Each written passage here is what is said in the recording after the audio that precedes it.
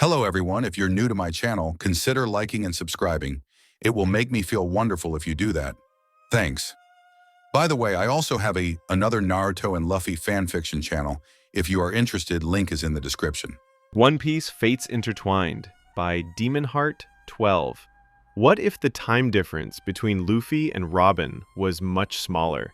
What would happen if he arrived on her island somehow before the Buster Call happened? How will their presence in each other's lives affect each other? Follow their adventures as they grow together and sail the seas in hopes of achieving their dreams. I don't own anything.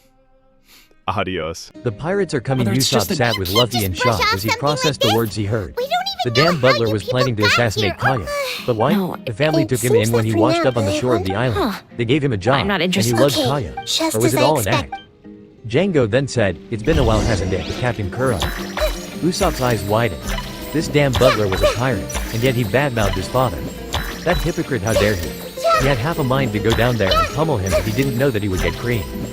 His was cut out of his thoughts as the man now named Kuro said, "Didn't I tell you to never address me with that name again? That man has long died." What does he mean that the man has long died? He is alive, isn't he? Unless he was a zombie, which made Usopp quiver in fear due to the rising dead. Django then added, "Okay, I won't say it again, though it is a surprise to know that the infamous Captain Kuro is now nothing but a caretaker to a little girl." Usopp's blood ran cold before he could even squeak. Luffy put his hand on his mouth, telling him to be quiet. Then Django asked, "Remind me again, why you were doing this?" Kuro sighed, "Do I have to?" He looked at his followers and said, "Listen, I enjoyed the life of the pirate. The treasures, the gold, and most importantly the reputation that came with it. Everything that I ever wanted, or so I thought. However, it was that reputation that annoyed me," he said as he adjusted his glasses. "You see, I craved to have some peace and quiet, but the Marines wouldn't allow that. Add to them the bounty hunters and my life was a mess. So I decided to find a way to have peace, and this is the best way to live comfortably. For 3 years, I've been planning for this day." "I still don't get something yet," Django said, causing Kuro to raise any eyebrow. "Why not kill her and take her wealth?" Kuro massaged his forehead due to subordinate's thick skull. "Didn't you hear what it said?" he said with a little annoyance. Kuro then composed himself as he explained, "If I wanted to kill her, I would have done it years ago. Do you think I like serving that brat? But then I would still be an outlaw, and won't have a peaceful life." Django then nodded his head as he started reminiscing on something. Usopp on the other hand was fuming but kept his cool. "I still can't believe that day when you told me your plan to put that cabin boy that looked like you under hypnosis," Django said as he remembered how the boy was taken instead of his captain to be executed. Django then asked, "When I worked with you all these years back, you always spilt the scores. Will I get my share this time?" Kuro sighed, "Yeah, you will get your share like the previous times."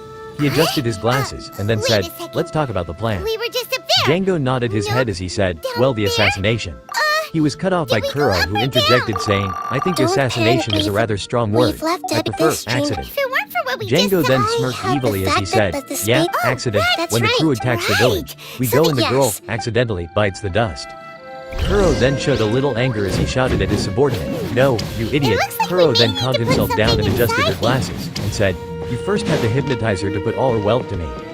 "Yeah, sorry Captain. After we hypnotize her to write her will for you, after that she bites the dust." Django corrected himself. Usopp's eyes widened as the realization hit him. This was a pirate captain that was going to destroy his village, and worst of all, he was targeting Kaya. To think that someone who lived among them for so long was plotting against them was truly horrifying. If he didn't hate him before, he sure did now. "Yes, and with that, I will have a peaceful life," Kuro said. "Peaceful?" Django snickered, as Kuro looked at him. "Didn't you kill the girl's parents too?" Whoa. Kuro When shook it his head rains, and said, it "No, seems I didn't. to That was truly an accident that I only benefited Yes, from." and it appears that during the Usopp scenes stood the and began to rain walk away with Luffy, but he it's accidentally less like a stepped on a flower, branch, causing the and two down there to more notice like the a two's dangerous slime presence. that's trying to Kuro keep and out of Django sight. looked up and saw the two. Here we go Django again, began to and panic here's that they were the discovered and that the boys will kill the village, but Kuro calms him down. He then looked at Usopp and we says, back up here well, if it isn't the village's lion." He chuckled a little as he continued, "What you're going to do now? Are we up Go here or ahead, down tell the there?" village. But remember, they won't Good thing we believe didn't since after all you're known as a lion." Yes, we did. Usopp We just trembled as he followed looked at the man words. standing below. He was telling the truth. The people won't believe him, but he had to try. That was his village. He couldn't just let pirates just run through it and kill everyone. It was his duty as Captain Usopp. Luffy then shouted, "Hey you, weird guy." Kuro then looked at Luffy and acknowledged his presence. "I won't let you harm yourself, village." Kuro then snorted and said, "As if I'd let a second-rate pirate stop me." He looked at Django and said, "Django, you know what to do." The man jumped, clearly startled, and nodded his head.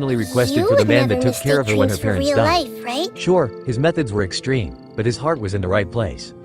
I hope he likes it, Kaya said as she gave it to Mary.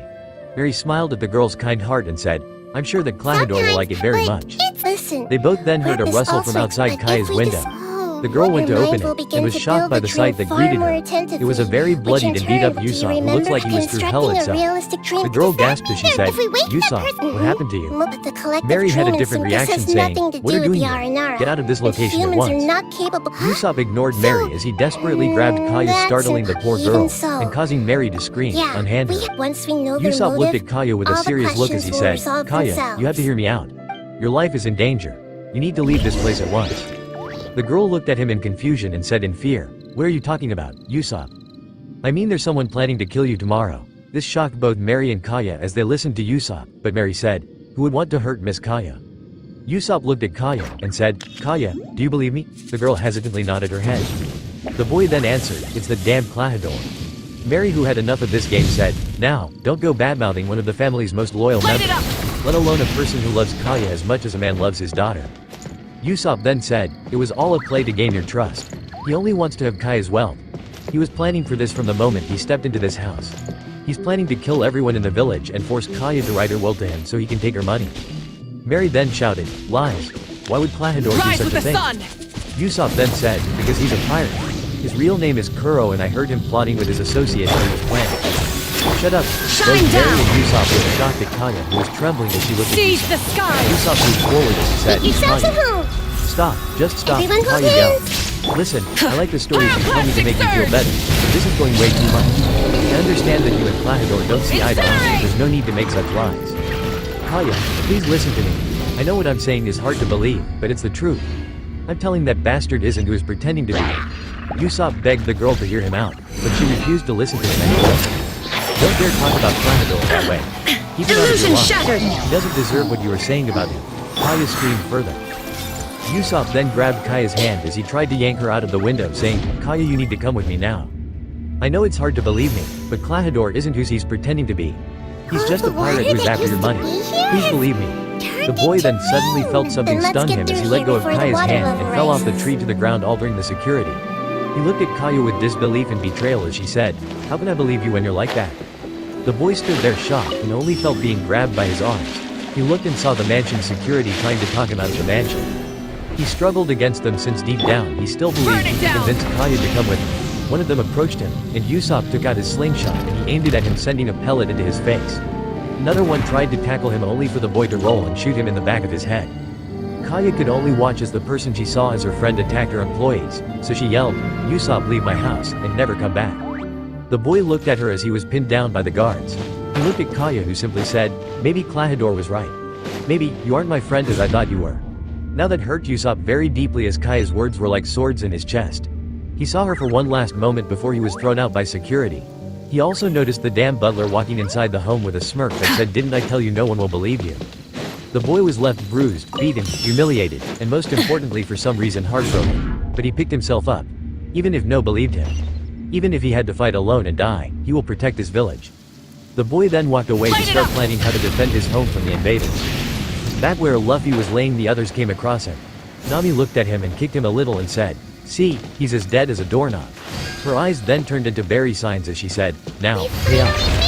Zoro looked at Luffy and said, "How about we get a closer look?" The money girl pouted but nodded her head.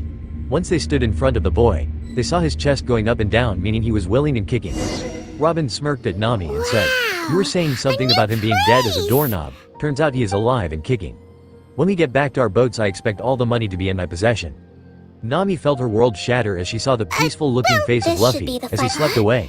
She then tried to leap on him and strangle, saying, "The bet is that he's dead." It didn't specify the time of death. Disembodied arms held in her place as Robin came closer with a very dark aura surrounding her. Don't worry. "Never try to hurt my Luffy, got it?" the raven-haired girl said in a deathly demonic voice. Nami gulped in fear as she nodded, saying, "Cry her go." Nami then saw Zoro approach Luffy and poke him all over to wake him up, but to no avail. "I think he's in a coma since he can't wake up," Zoro said. Robin then approached Luffy and whispered into his ear, "Luffy, wake up. It's time for cuddles." I see As if a everything. magic word was said, the boy jumped to his feet and hugged Robin while rubbing his face affectionately into Robin's, which was more than willing to return the affection. Nami then said, "What the hell kind of wake-up call is that?" The girl's mind short-circuited. What kind of pirate acts like a lovesick puppy? It just Maybe wasn't you're right. possible. The boy looked at her innocently as he said, "I just like cuddling with Robin. Is that so wrong?" The orange-haired girl's sweat dropped at the boy's words. But Zoro then changed the subject to something less embarrassing in his opinion as he said, "So how did you end here?" Luffy then came out of his girlfriend's embrace as he looked at Zoro and said, "Some weird hypno guy made me fall asleep." "Was the guy wearing all blue and walking backward?" Robin asked from beside him.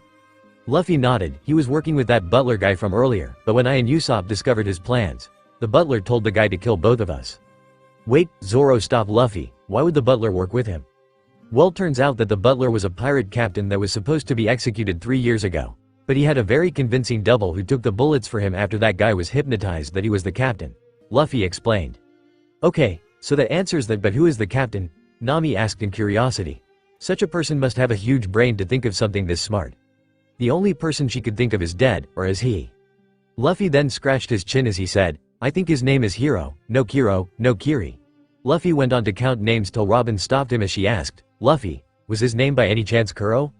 Yes, that's it, Luffy said triumphantly, but Robin had other thoughts. Kuro of 1,000 Plans, that was his name when he was a pirate captain of the Black Cat Pirates. He was known as the smartest person in the East Blue. He was also known to have backup plans for his backup plans. But 3 years ago, she read that the Marines executed him after he was captured by none other than Captain Morgan. It seems that was a hoax done by Kuro himself to run away from justice. Zoro looked at Robin's concentrated face and asked, is he that dangerous? The question attracted Luffy and Nami's attention. Robin nodded her head saying, he's one of the smartest people in the East Blue, if not the world. To say, he is dangerous is an understatement. So what do we do now? Nami asked. She didn't want to die at the hands of some genius pirate. Robin said, we go look for Usopp. It's his village, so we need to work with him. The others nodded as they went off to look for the boy with a million lies up his sleeve. The group then returns to the 3 children who were waiting for them by the fence, and Luffy then told the children what happened to earn a fist to the head from Nami, who was chastised for blabbing too much information. The children then began running around as they screamed about pirates coming to destroy the village and kill them. Onion first spoke, oh, know what are going to do? Pirates are going to attack the village. Pepper then replied, let's go tell Captain Usopp. He'll know what to do. Maybe, we should put up our defenses like last time. The 4 teenagers beside them chuckled a little at the mention of defenses. Their defenses were a couple of flags and shaking bushes. It was kinda cute if you asked Robin. You idiots, Carrot said, Captain already knows. He clearly went to warn the village when he ran by us. The other 2 children remembered when Usopp ran in a hurry to the village and nodded their heads as they went back to thinking about what to do about the incoming invasion. To their side, the group of pirates sat in silence, as they listened to the kids come up with outrageous plan after outrageous plan to combat the invasion. It would be extremely funny if it weren't for the fact that the village was going to actually invade. So Zoro cut the silence as he asked, so are we seriously going to wait for Captain Lies-a-Lot to ask for his help? He stopped for a moment and then added, I'm sure we can take some washed up pirate wannabe. Robin then clarified the situation, we're not waiting for his help. This is his village. We're going to help him defend it. It's not our duty, but he's our friend. It's the least we can do for him for his hospitality. Nami then said, okay, aside from being the weirdest group of pirates I've ever worked with. She looked at Luffy who was idly watching a butterfly, and then slapped her forehead and asked, what are going to do about the villagers? They aren't exactly going to be happy to see that their heroes are a bunch of pirates. If anything, it's going to make the situation even more complicated. Luffy then spoke a few rare words of wisdom, don't worry, they won't even know that the attack occurred. Why? Nami asked with her eyebrow raised. It's a pirate invasion. You can't sleep through that unless you have one of the heaviest sets of heads that the world has ever seen. Well, Usopp said it himself. He said in a, you should know this tone, he's been pranking everyone here since he was a child, and since it's been so repetitive, he trailed off only for Nami to complete it. Even if he warned them, no one will believe since they'll think it's one of his lies. And since they saw us with him, they won't believe us either. Nami then huffed, wonderful, just wonderful. A pirate invasion is occurring, and we just had to make buddy-buddy with the village's liars. Could this get any worse? She looked at the trio of pirates and cried silently saying, this isn't what I signed up for. She looked at Robin specifically and cried even harder remembering the money she just lost due to her stupid bet with the raven-haired girl. Luffy then said, let's wait for Usopp to see what he has up his sleeve. He wanted to save the village for Usopp, but the boy first needed to show him what he was made up of. Back with Usopp, after receiving the beat down of his life from the villagers and his fallout with Kaya, he walks with a dejected look on his face as he rubbed his cheek. What hurts the most was the look Kaya gave him as he was thrown out. He remembered the look of sadness and betrayal in her eyes. It was like she was looking at her enemy, not her friend. He also remembered how Mary tried to get a gun, and Kuro walked in with a smirk on the front door. He knew this was going to happen. He knew no one was going to believe, but he can hope, can't he? Deep down, he truly hoped that someone would give him the benefit of a doubt, but no one did, not even Kaya believed him. He was suddenly jolted from his thoughts when he saw 3 children in the distance arguing about how to defend the village and instantly grimaced. He then walked up to the children as he noticed the others looking at him as if they were anticipating something from him. He shook his head as he approached the children and said, "Hey guy, what are talking about?" He chose to play dumb. The children looked at him confused as they said, "We're planning for the pirate invasion."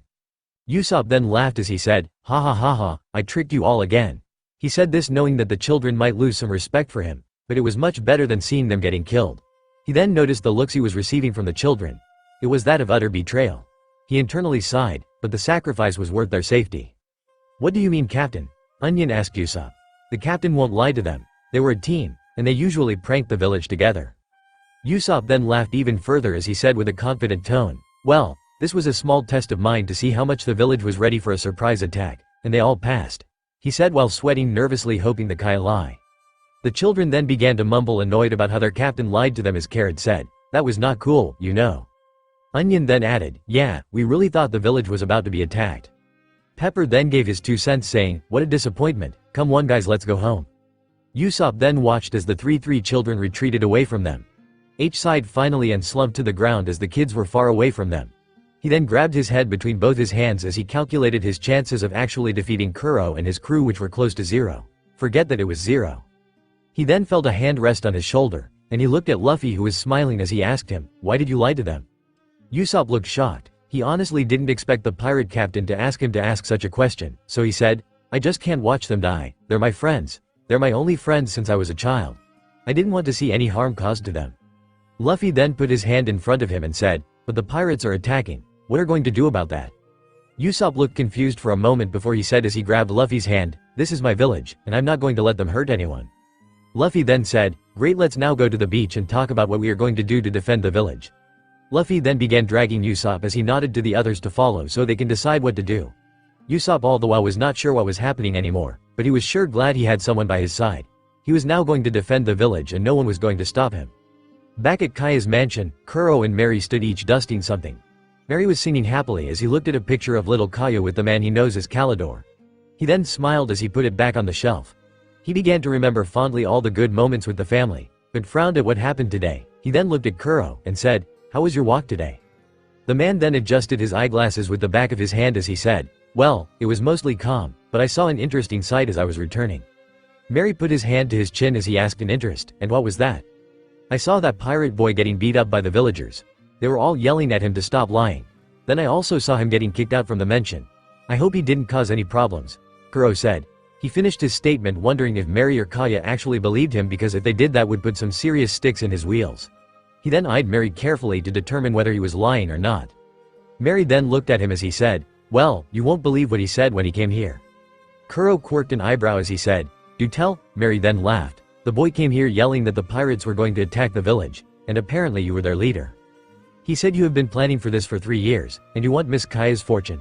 Can you believe such lies?" Kuro smirked to himself as he sensed that the man wasn't lying to him. How someone was that trusting was beyond him, but he didn't care. He wasn't a guy to refuse a gift, and ignorance was the best gift of all. He then said in an astonished voice, "Wow." He then walked over to the counter and he exclaimed, "To think that all of that happened with me gone. I hope he didn't hurt anyone." He then opened a drawer and saw something that made him smile evilly.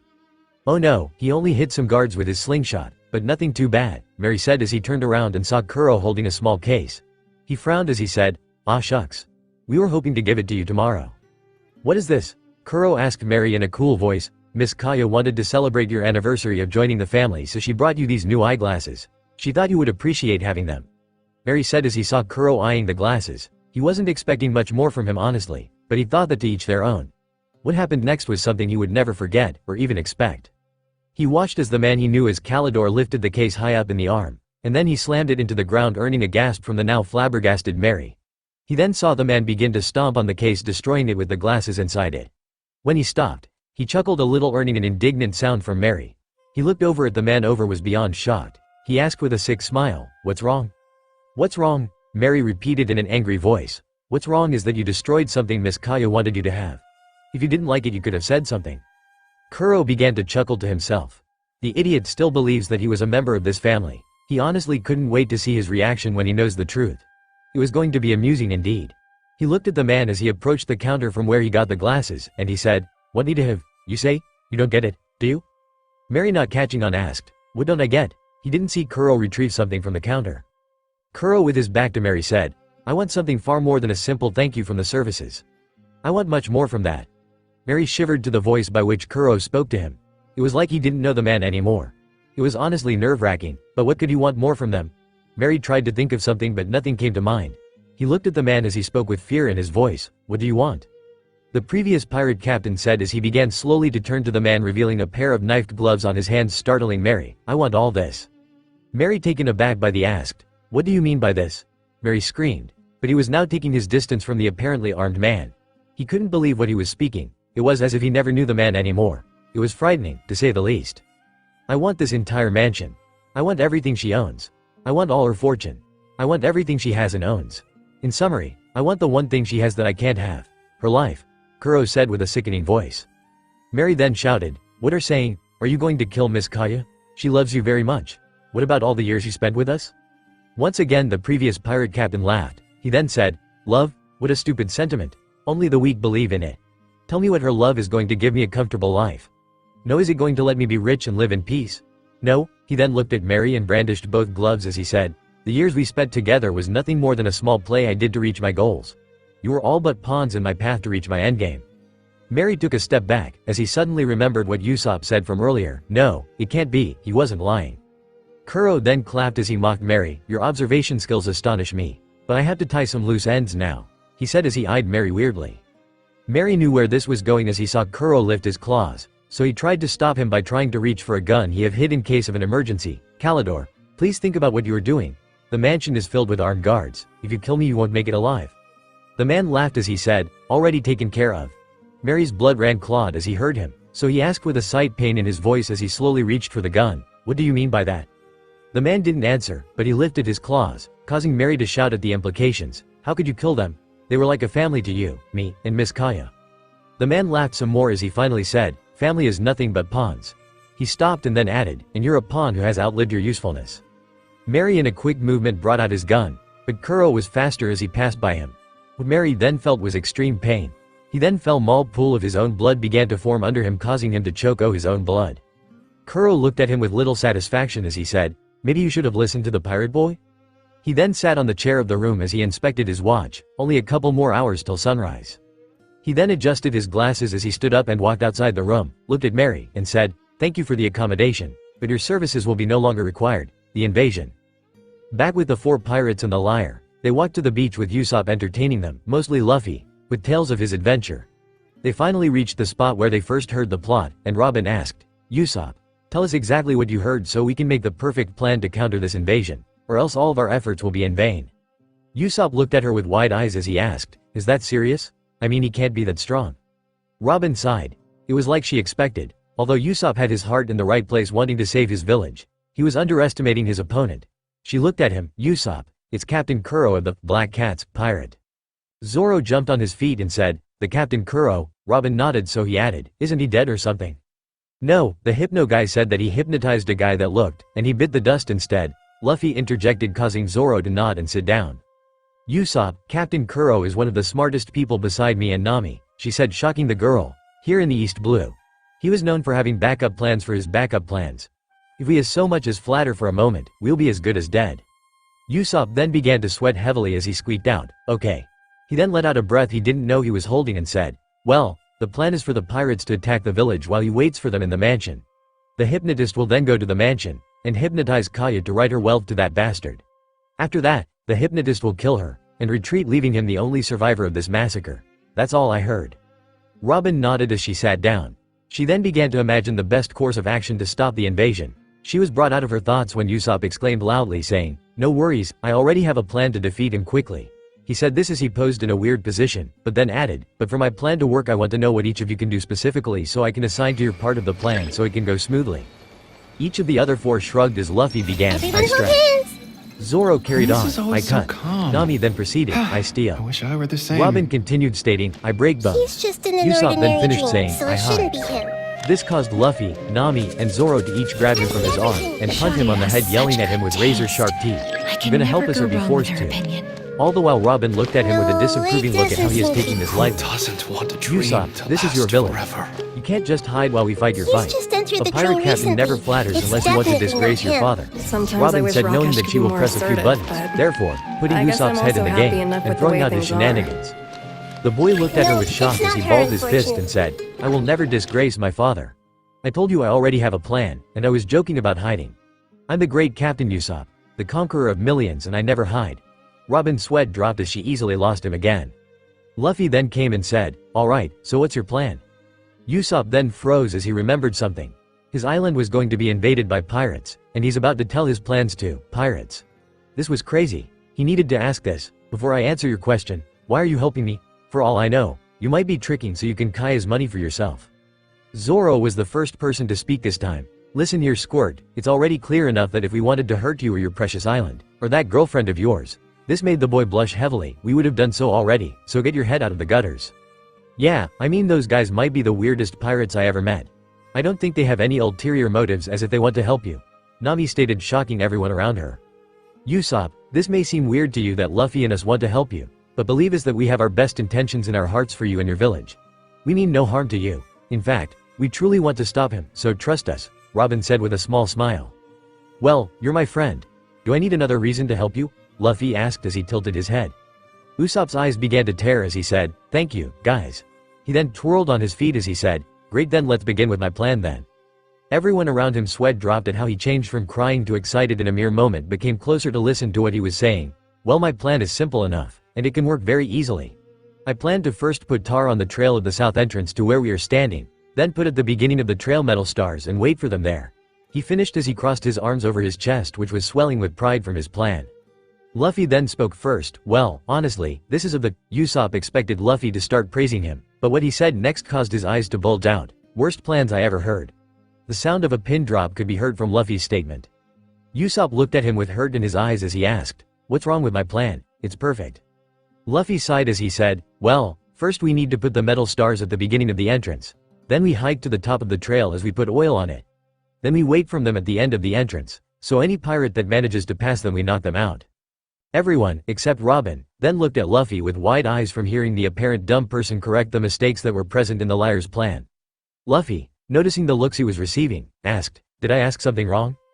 Zoro answered first, no, but you shocked us a little. We never expected that from you of all people. You seem all what, Zoro? Robin asked with narrowed eyes. Zoro then cleared his throat as he said, nothing. I was just making an observation. That's all. Robin on the side was giggling at how Zoro seemed terrified of her. Robin then clapped her hands together as she exclaimed happily, well, now that's all settled. We need to begin the preparations to stop the invasion. The sun will be up in a couple of hours and we won't be able to face them if we are late. Everyone then nodded, and the boys then stood and began working. Nami watched the boys work with vigor as they began to spread the metal stars at the beginning of the entrance to the island, but her mind was in another place. 1,000 questions were attacking her head. She couldn't just get it. Why were they helping him? Sure, she said that they were the weirdest pirates she has ever known, but still they were pirates. Pirates were evil who took whatever they wanted and only left people in pain and agony. They use others and don't care about them. It just was their nature. Robin then came up to her. The Ravenhead noticed that the girl was deep in thought, so she asked her, what's on your mind, Nami? Maybe I can help you. Nami looked at her with a little fear, which Robin noticed. Now, don't be afraid of me, Robin said, though she knew that she gave the girl a couple of scares when it came to Luffy. Actually, she mentally this all laughed at how started... scary she can be if she wanted to. I just don't know what is true anymore.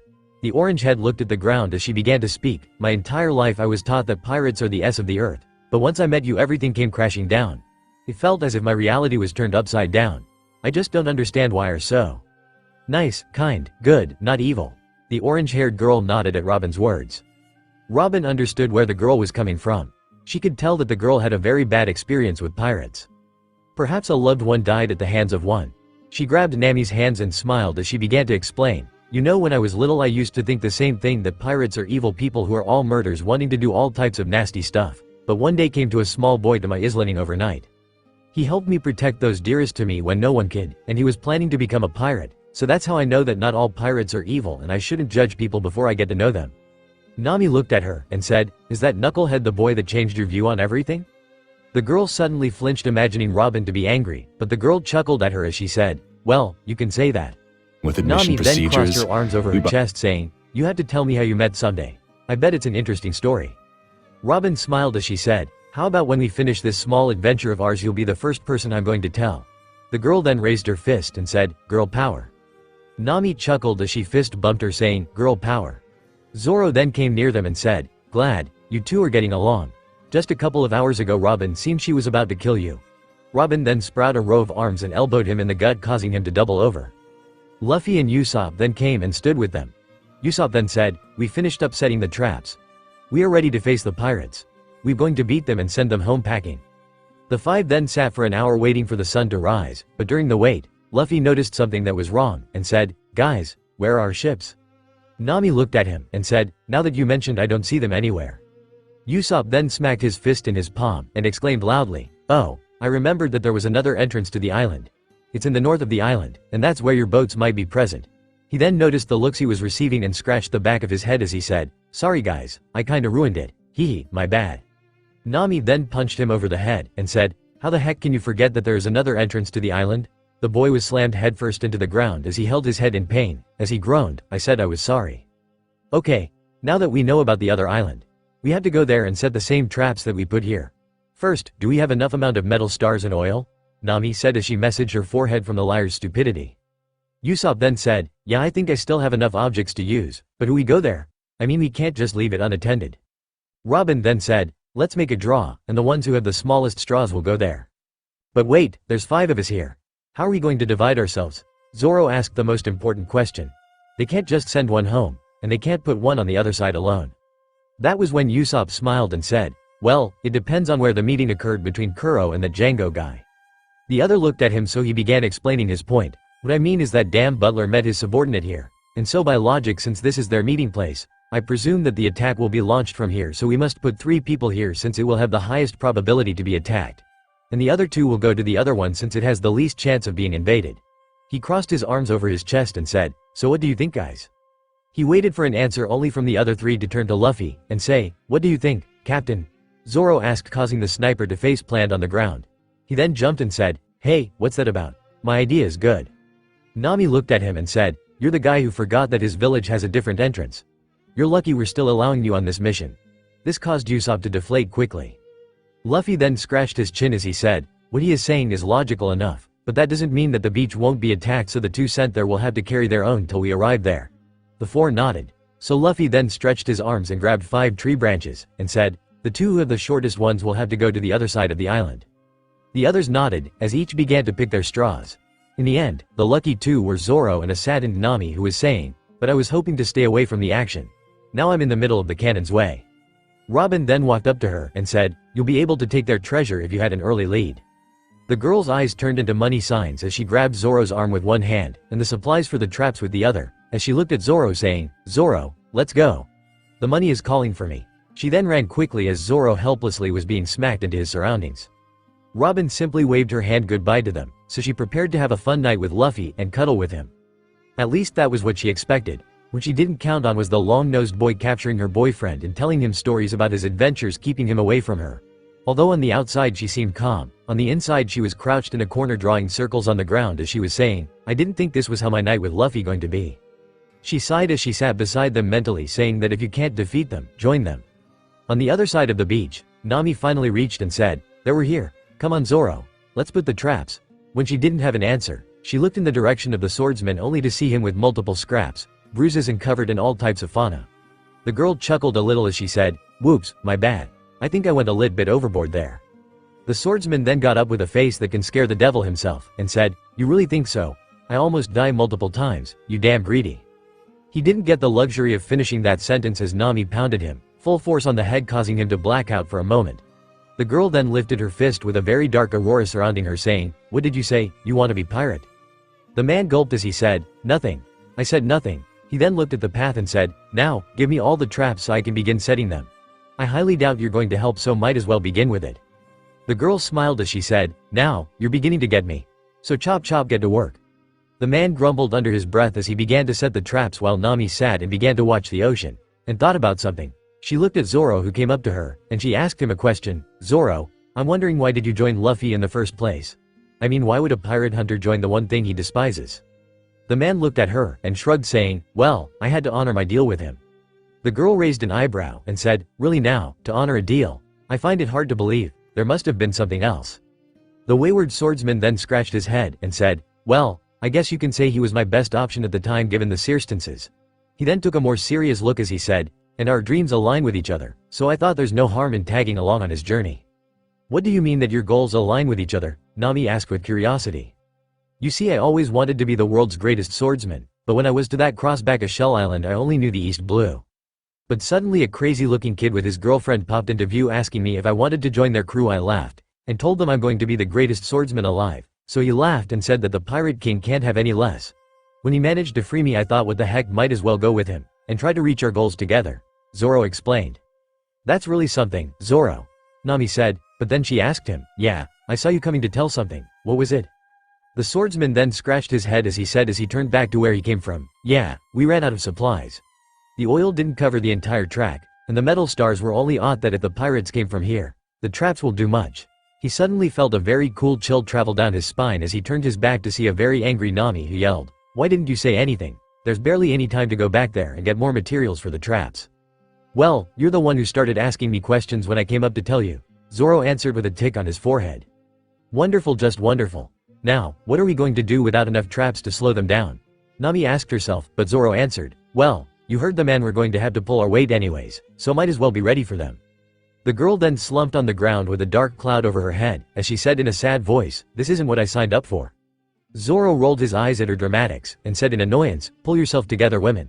You fought pirates before, so you can do it now, and besides, if push comes to shove, I'll help you out." The girl looked with hope in her eyes as she tackled the man in a hug, saying, "Thanks Zoro, you're a lifesaver." Off the shore of the island, a ship with a wooden black cat head on its front was gently bobbing against the water. The ship had tens of men on it as they fought between each other. They had on the top of their ship a Jolly Roger that consisted of a black cat head with crossbones behind it. Django then walked onto the deck of the ship and said, "Men, tomorrow we are going to start the invasion as we discussed earlier. We have only a few minutes to walk into the village and then start the raid. No one is allowed to be alive, no man, no child, no woman, no nothing. Kill everything and everyone you come across while I go and help the captain in the final phase of the plane.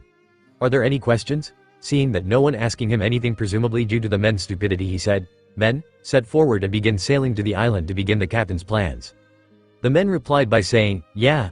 Back at Kaya's mansion, Kuro sat in front of the entrance of the house.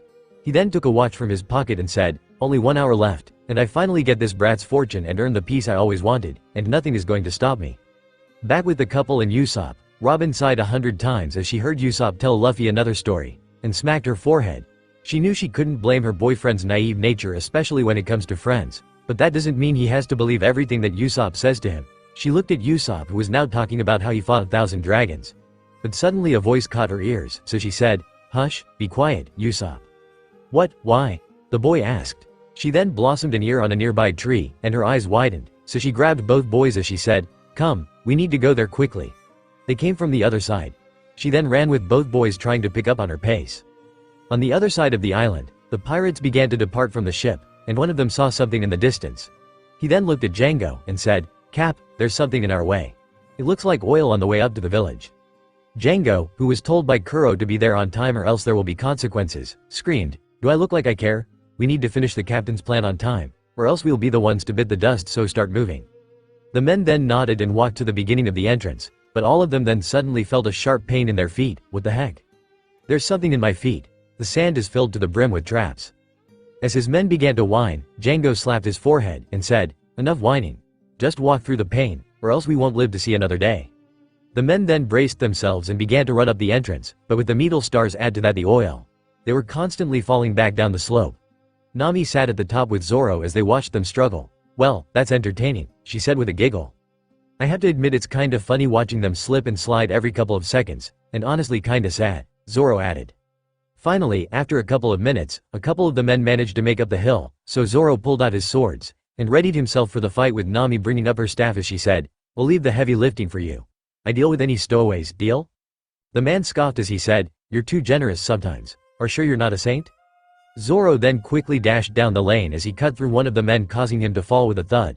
Someone tried to sneak up on the swordsman, trying to cut him with his sword, only for Zoro to intercept and push him away before cutting him. Another one then tried to attack Zoro.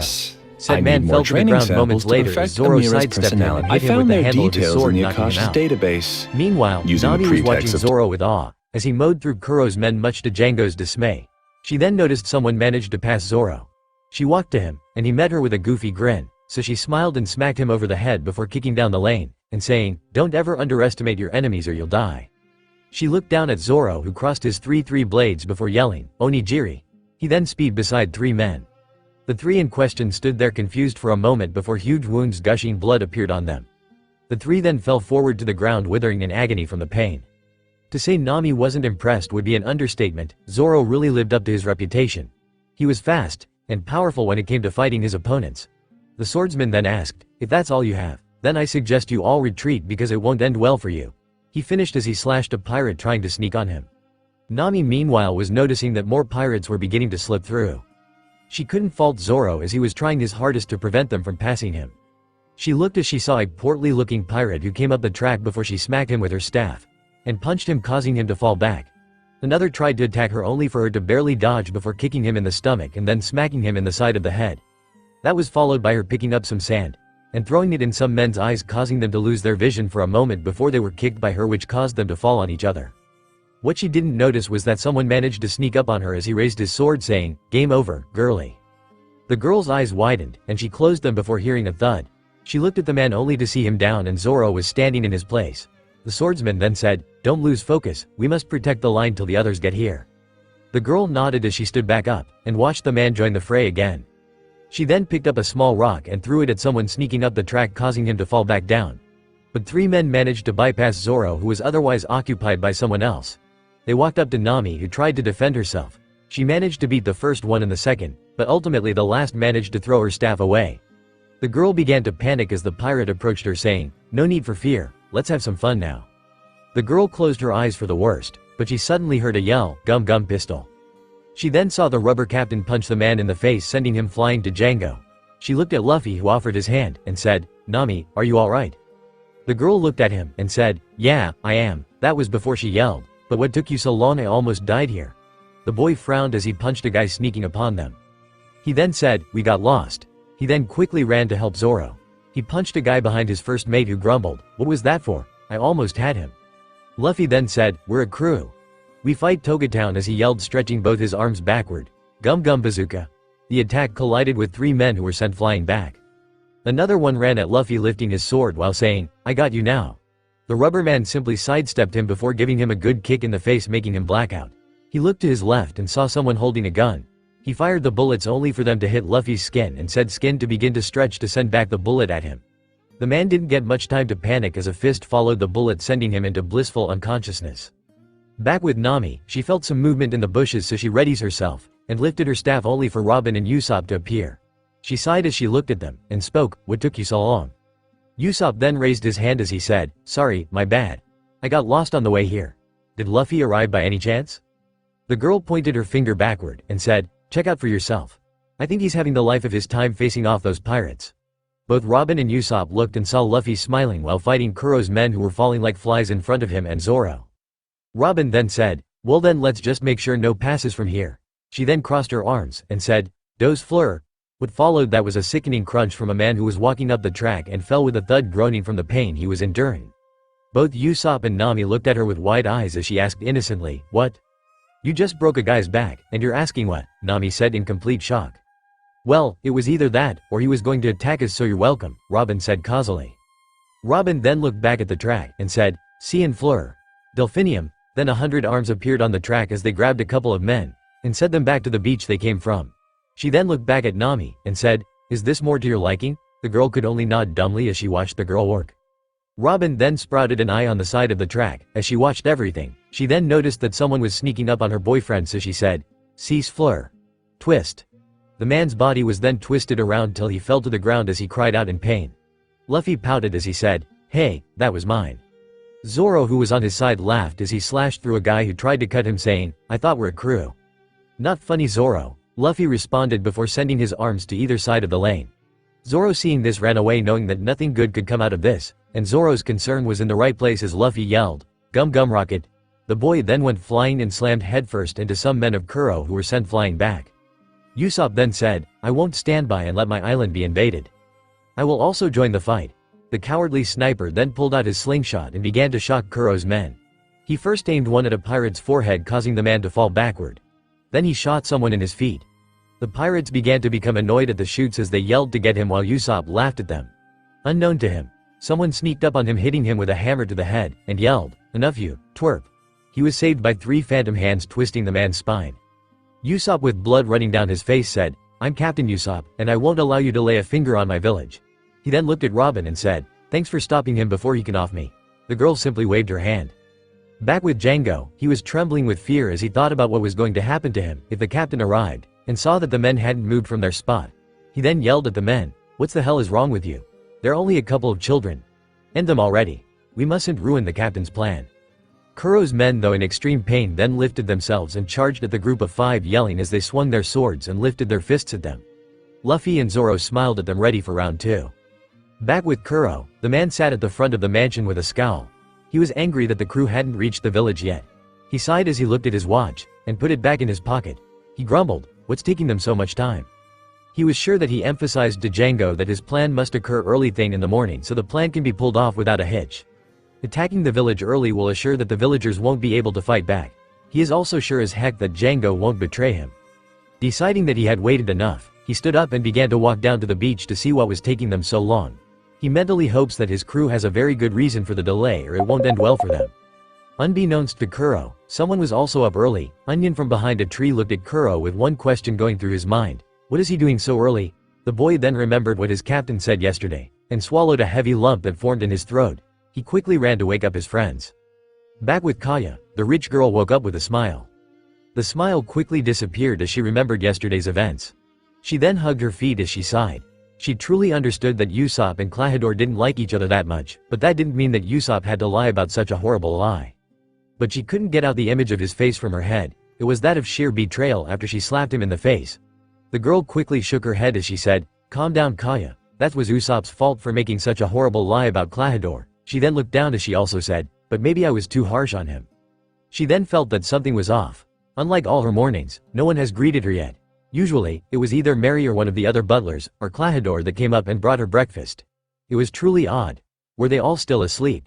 She shook her head as she knew that her servants woke up very early in the morning to help her.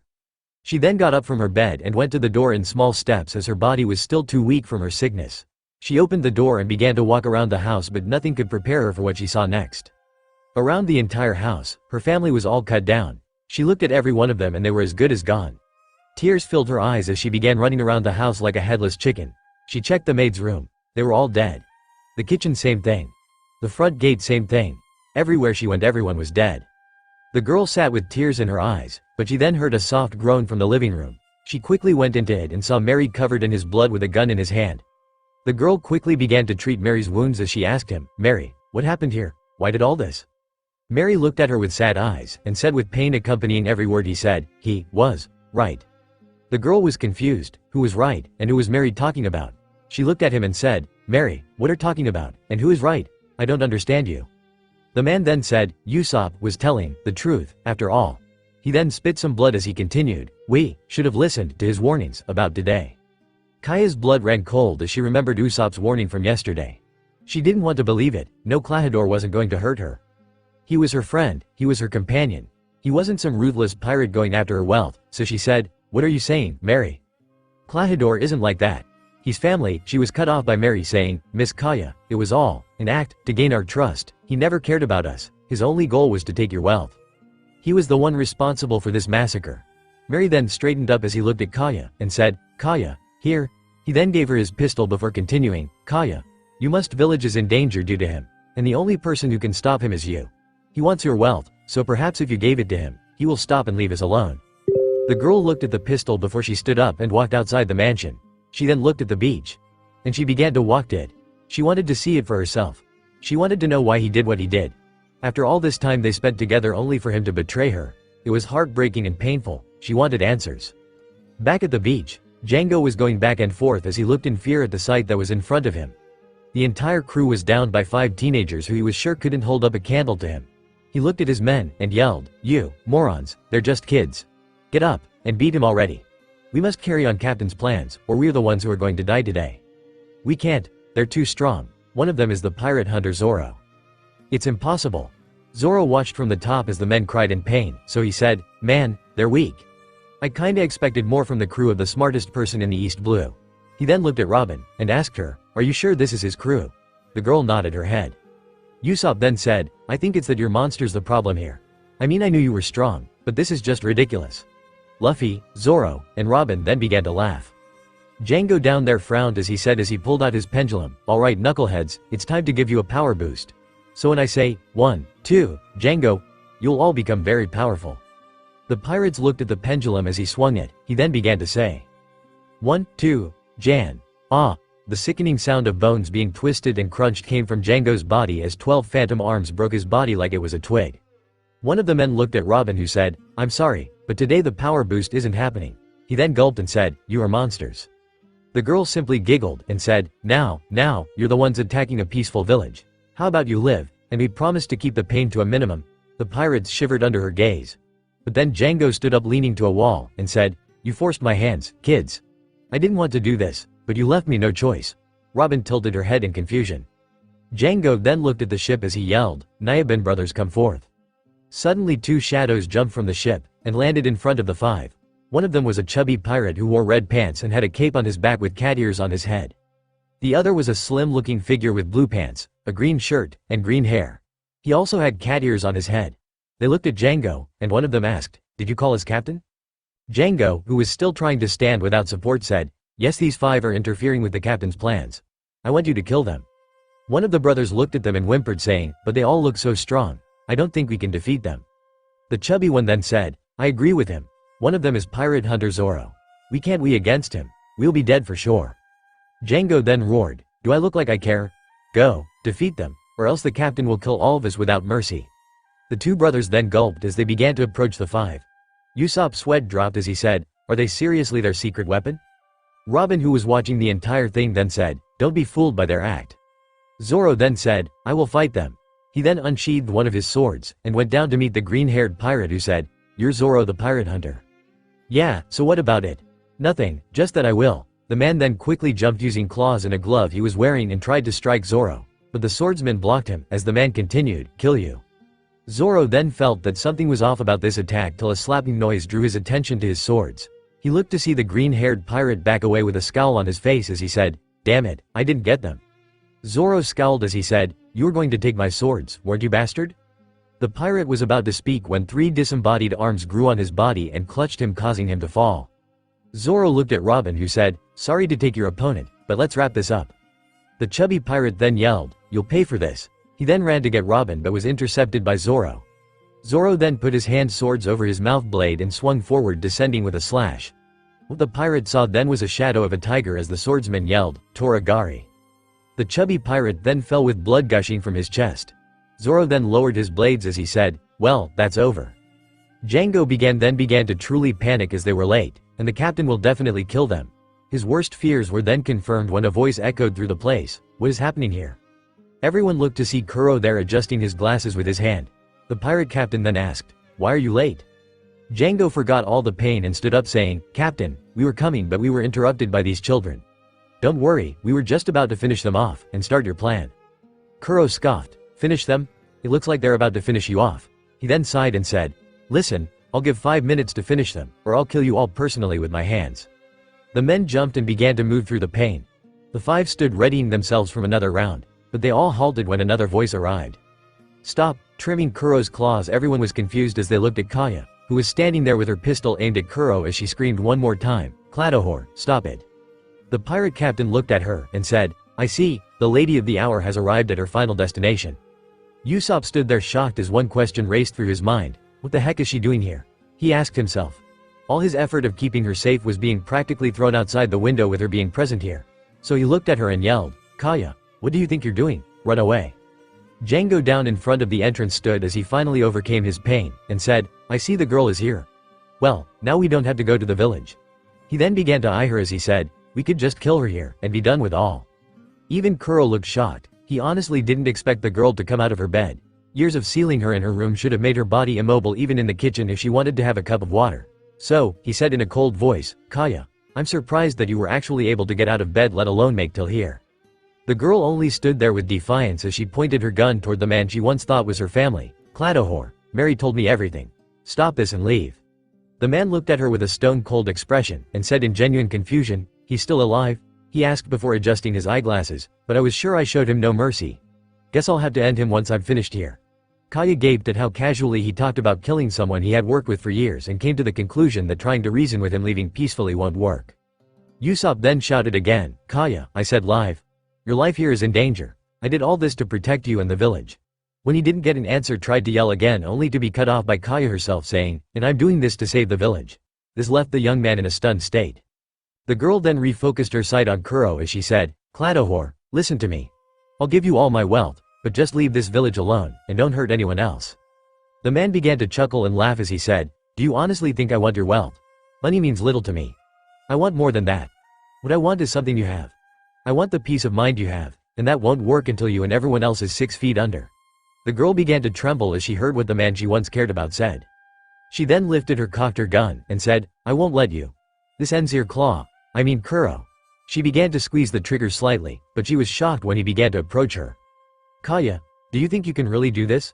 Are really going to shoot me? He continued to walk as he spoke to her, but Usopp saw there his tricks, and yelled, Kaya, run away. The girl didn't move as she was too shocked by the way he was talking to her. Do you remember all the times that we went to the shop together? Do you remember all the happy moments we had when we baked cakes together? Do you remember all the times we had tea parties with each other? He started to come closer as the girl's resolve began to weaken, thinking that deep down that the man she once knew is still there somewhere, so she dropped the gun. It was only when he stood in front of her that he said, all these moments were horrible moments of torture that I endured for this moment. He then raised his gloved hand and tried to strike her, but something stopped him. Kaya looked at Usopp, who came with anger visible on his face, and tried to punch him, but he failed in doing so, but also managed to save Kaya by distracting him. The man then looked at Usopp and said, Usopp, now that I think of it, I still haven't properly thanked you for that punch you gave me. He then smiled sadistically as he said, how about we make it even? He lifted his hand to end the Usopp, but a fist came and punched him in the face, sending him to the ground. Django was then shocked about his captain being actually hit, as Luffy said, if you hit being hit then you won't like what I'll do to you at all. It was then all of Kuro's men processed what happened and said, he punched him from down there. Kuro looked down at Luffy, who was cracking his knuckles, but suddenly he heard 3 voices. It was that of the trio of Pepper, Onion, and Carrot, who came down on him hitting with a bat, a shovel, and a frying pan respectively, leaving everyone shocked at their actions. It was then that Usopp screamed, for the love of all that's, how did you guys know about this? They then stopped at Kuro laid there staring blankly at the sky, and Carrot said, that's enough, we don't want to kill him. Onion then looked at Usopp and said, Captain, we came here to help you. Pepper then added, yeah, what kind of crew we're going to be if we just sit around? Carrot then finished, we're the proud Usopp pirates, and we're going to help you till the end. Usopp then slapped his forehead as he said, are you guys officially insane? Run away from here. We're dealing with this freak. As the boys began to argue with Usopp, they felt a gentle breeze beside them. They then looked and saw Kuro standing there adjusting his eyeglasses, which were cracked beyond repair, and looked as if he wasn't pummeled a moment ago. The boys then began to scream their lungs out in fear. A moment didn't pass as Kuro was now between them and Usopp. Kuro then kicked Usopp and sent him flying down the track. The boys then yelled in concern, Captain. Kuro then ignored everything as he looked at Luffy and said, I'm quite interested in that attack you just made. That was the work of a devil fruit, wasn't it? The boy smiled as he said, you caught me. I ate the gum fruit, which makes me a rubber man. Kuro's men then began to talk among themselves, so they're real. No wonder he's strong. We're practically facing a monster. How can we beat him now? Kuro, unimpressed with either the boy's answer or with his men's cowardliness, said as he looked at Django. Django? The man spoken to jumped immediately in action, as he said, yes, Captain. The man said as he put his blade's gloves into position, I'll deal with the boy. He then looked at Kaya and said, you deal with the girl. But first make her write her will to me, and then kill her. This made Kaya's blood run cold from fear. And also terminate those 3 annoying pests, he said, pointing to the 3 children. Django then replied, got it. The hypnotist then tried to run only to be blocked by Zoro, who said, where do you think you're going? The man then backed away, but saw the fat member of the Nyaban brothers and said, Bachi, wake up. The now named Bachi then opened his eyes, and heard Django say, when I say, 1, 2, Django, you'll become stronger, and fight Zoro, got it? The man then nodded weakly. The hypnotist then worked quickly as he said, 1, 2, Django. Bachi then jumped up and attacked Zoro. The swordsman then jumped, but Bachi hit the ground, and it cracked. He was shocked at the amount of strength but wondered why Robin didn't stop Django like last time. He looked only to see occupied by some small-time crooks that just won't get the memo as they closed the range and forced the girl into hand-to-hand combat. Django then ran up the hill and tried to throw his pendulums at Kaya, who was being taken away from there, after Usopp ordered his crew to protect her at all costs. Man then tripped as he felt something hit him in the back. He looked back only to see Usopp smiling as he said, "Special technique. Namari Boshi." Django began to growl as Kuro said, "Forget him, and go after the girl." Zoro then said from down there as he pushed away Bachi, "As I let him hurt her." Kuro then smirked as he said, "It's no use. The girl is already weak as it gets. It only takes one hit to kill her. And also if you want to help her so much, then you have to walk away from H. A deranged looking Bachi stood in front of him. Luffy then looked at Robin and Usopp and said, "Guys, go after Kaya, and leave this to us." Usopp then stood up and began to run beside Robin. Bachi tried to intercept them, but he was stopped by Zoro who said, "Your opponent is me, big guy." Kuro then tried to stop them only for a rubber fist to collide with him, and Luffy said, "Yeah, what he said." And with that, the two pirates ran into the forest after the others. Back in the forest, the kids told Kaya that everything was going to be okay, and the girl thanked them. But suddenly something wheezed beside them. They looked only to see entire trees fall down. And then they heard Django scream, "Come on, guys, let's make this easier for me, and you. I'll promise I'll kill you quickly." Back with Usopp and Robin, the boy looked at her and saw that she was kinda sad, and asked, "What's wrong?" "Nothing, it was just that if I wasn't occupied with all those small-level crooks, I would have stopped Django from hypnotizing that guy, and saved us a lot of time." Usopp then shook his head as he said, "We all make mistakes. Now we have to focus on what we have to do." He then looked at her and said, "What's the plan?" "The same as the previous one. I need to get him in my eyesight, and then I twist him like a pretzel." The boy shivered but nodded his head. Back with Zoro, he was currently fighting with Bachi, who was trying to hit him with his claws. But Zoro intercepted him with every hit. He then looked at the man who suddenly jumped high in the sky. The man then said, "Special attack. Catastrophic." He then increased the size of his claws as he managed to pass Zoro's blades, and strike him in the chest area. The swordsman frowned, as he said, "You weren't stronger like this before, but also," he then tackled him to the ground putting his blades to his throat. "You're dumber now, aren't you?" The Catman then hissed as he pushed Zoro away with a kick, and began to attack him again trying to hit him with his claws. Zoro managed to block every hit. Bachi then stumped the ground and caused it to crack causing Zoro to fall on the ground. The Catman then jumped on him only for Zoro to say, "Leave me alone already." The swordsman quickly dispatched Bachi as he kicked him away first, before using Onigiri on him causing the latter to fly away with blood dripping from his wounds. He then looked at Luffy and said, "Do I follow them?" The straw-hatted boy then said, "No, Robin can take care of herself, and so can Usopp." It was then that Kuro began to laugh and said, "That little lair," he said as he ran toward Luffy. "He's a weakling who can't even save a cat from death even if his life depended on it."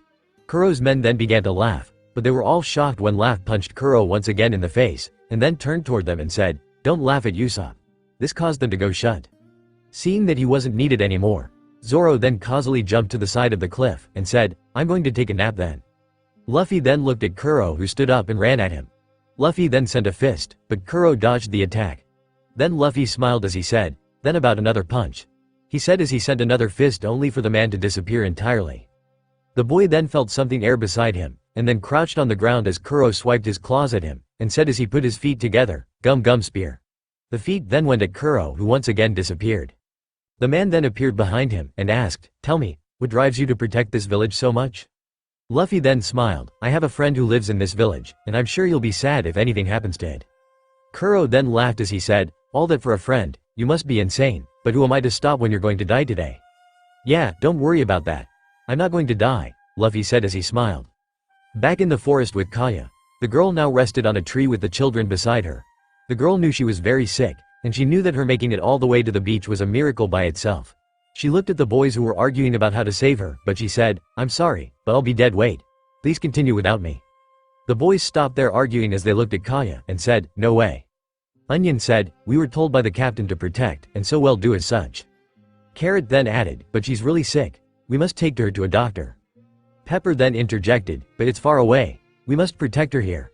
The boys once again descended into an argument about the best course of action till a bush beside shook and out of it came Django, who said, "Finally, I found you." He then raised his pendulums only for Carrot to run quickly and kick him in the nuts before he went to the other two boys, carried Kaya with them, and ran deep into the forest. Django then grabbed his assaulted range and he breathed for air slowly, before he yelled angrily, "I'm going to kill those kids." He then ran after them, and threw his pendulum at the trees once more, causing them to fall down, and making the children trip. He then stood in front of the children, began to use his skills, and said, "Look here, kids. When I say, 1, 2, Django, you'll all fall asleep." He then swung his pendulum as he said, 1, 2. Django. Kaya was then shocked to see the children actually fall into a deep slumber. But then Django crouched in front of her and said, "Come on, don't make this harder than it already is." The girl then closed her eyes, and Django said, "Hey there, you need to open your eyes for my skills to work." The girl kept her eyes closed as Django tried to open them. But behind Django, the children looked at each other and nodded their heads.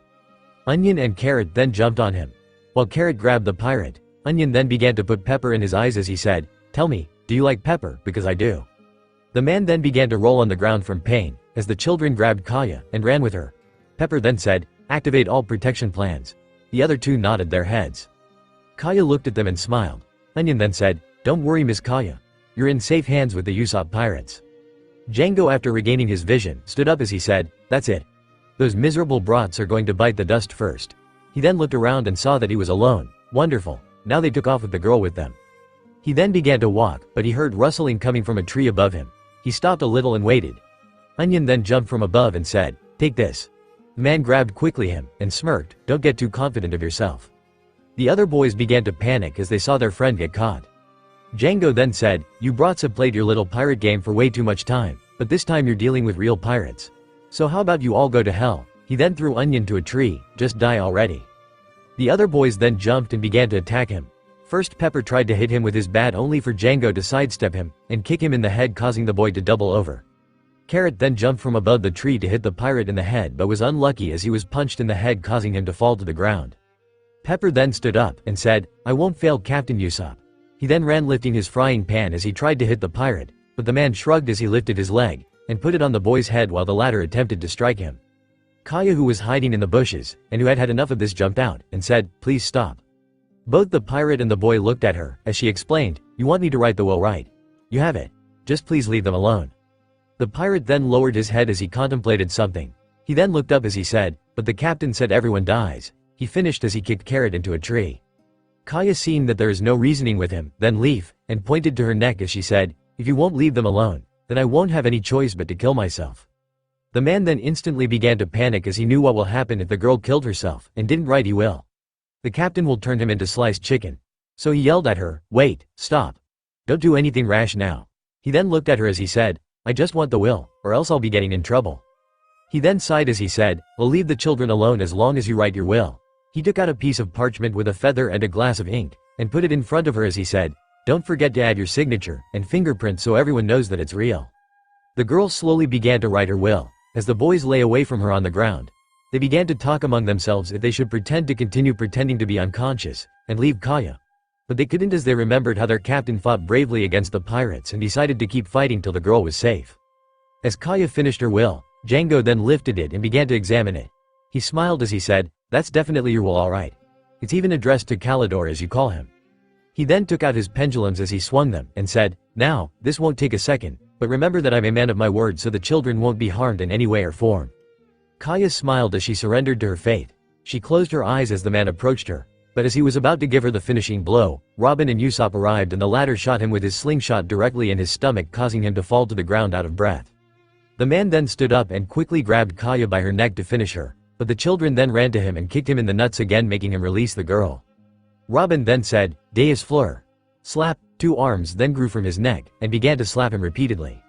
She looked at Usopp, who said, "Remove your power. I'm about to end this." The girl then did as she was told to, as Usopp then picked out a pellet from his bag and said, "Hey, hypnotist." The man looked at him, "Take a load of this." Usopp then said, "Special technique, gunpowder star." The little pellet then went and hit Django's head, causing a big explosion to engulf him. The man then fell backward as smoke emitted from his forehead. The trio of children then walked and kicked him, but he didn't twitch, marking that he was finally unconscious. Usopp and Robin then ran to make sure Kaya was alright. During the time in which the battle in the forest was happening, Kuro ran to Luffy and said, "Die." The rubber boy then stretched his arms backward as he said, "Not happening." He then launched them forward and grabbed Kuro's arms, and jumped in the air to give the man a kick to his stomach, but the man managed to avoid that by spinning quickly. This caused Luffy to lose momentum as he was being spun by Kuro, to loosen his grip and fall to the ground. The boy then jumped and said, "Gum gum pistol." The fist went at high speed, but Kuro managed to avoid it easily by titling his body to the side. Luffy then yelled, "Gum gum," he said as he sent out his legs to under Kuro, leg sweeper. The man this time jumped in the air. Luffy then laughed, "Hug got you. Gum gum pistol," he said as he sent out his arm to the pirate captain who smirked, as the Luffy's knuckle approached him till it was in front of his face when he disappeared. Everyone was shocked till he appeared again, but this time he was on the boy's arm. Kuro then ran quickly till he reached Luffy, and kicked him in the face causing Luffy's straw hat to fall from his head, and the boy to fall backward. Down at the end of the slope, his men began to for him, as they tried to hold on to the walls after Robin had finished dealing with them. "Go, Captain Kuro. The captain's really strong. That kid was really something, but when he faced Captain, he lost his edge. He even made him bleed," one said as he looked at Luffy who was wiping blood from his face. "Kill him, Captain Kuro." Kuro meanwhile hearing all of this calmly adjusted his eyeglasses, as he looked down at his men, and yelled, "Shut up you fools, and stop calling me that." The men looked at him confused, but then he explained, this plan was to make everything attributed to that man known as Kuro be gone. He then adjusted his eyeglasses once more as he took a more sinister tone, and I mean everything. The men looked confused as he said, "You don't get it, do you?" He then began to explain to them how he rose to infamy in the pirate world. How his name began to attract all types of pirate hunters and marines alike looking to earn a reputation, how this lifestyle annoyed him, and how he one day decided to kill himself, how he made the best plan to escape this life, how he asked Django to help him, how he had a marine named Morgan hypnotized to think he caught him, how he had Django hypnotize a cabin boy who looked exactly like him to take his place in the shooting fields, and how he finally reached this place. He then looked at Luffy who stood there with a scowl on his face, and asked him, "Do you see now, boy? Do you see why I can't allow you to interfere with my plans? Do you see why you must die today?" Kuro then jumped toward, and put his hand forward to stab the rubber boy, only for the said boy to put his hands on the ground and tear a piece of it, and put it in front of him as a shield. The knives then went inside the rock, but as was Kuro trying to get them out, Luffy then slammed the rock into the side of the slope causing the blades to break. Kuro then looked at him as he said, "It would appear that I underestimated you. It appears you can do more than stretching." Luffy then smirked as he said, "I've been training to become a pirate my whole life, so I have more than one trick up my sleeve." Kuro's men looked shocked as they saw what they dubbed as the cat claws broken, and murmurs began to rise about how is that impossible. Luffy then looked at the pirate captain as he smiled and said, "You said you grew sick from infamy. You gained from your pirate name." He then added as he slammed the rock he had onto Kuro, "If you're afraid of your name, then how can you be a pirate in the first place?" Kuro then lifted his head as he growled saying, "My plans won't be ruined by a brat." Luffy then chuckled as he said, "That's where you're wrong." He then lifted his hand and cracked his fist saying, "My dreams are stronger than your plans." He then looked at Kuro and laughed, "Not so tough now, are you?" Luffy then added, "You now only have 5 of those weird knives things." The men down the slope then began to cheer, "Come on Captain, you still have 5 feet cat claws, end this kid. Finish this Captain Kuro. Didn't you hear him? He doesn't want to be called by that name anymore. I think the village calls him Cladohor. Go, get him Cladohor." The man then stood up with an angry look as blood dripped down his face. He then looked at high men at the bottom of the cliff and yelled, "Stop shouting you, idiots." Silence followed after that as Kuro said, "After I'm finished with this boy, I'll kill you all next." Down at the bottom of the cliff, everyone began to panic in fear as they heard the man's declaration and began to shake in their boots, and one of them said, "You're joking Captain, right?" When they received no answer everyone began to yell begging and one of them said, "Captain, if this is about the plan, then all you need to wait for is Django killing the brat and everything will be fine." The pirate captain then disappeared, and reappeared behind Luffy as he said, "You don't have to worry your heads about the plan," he said as some of the men began to gain hope, but that hope quickly vanished as Kuro said, "I never intended to allow anyone to live through this. I was going to kill you either way and pin all the blame on you." The men then yelled in fear, "So you were going to kill us from the bin?" Began to laugh as he said, "You finally got it. I was going to kill everyone here including Django."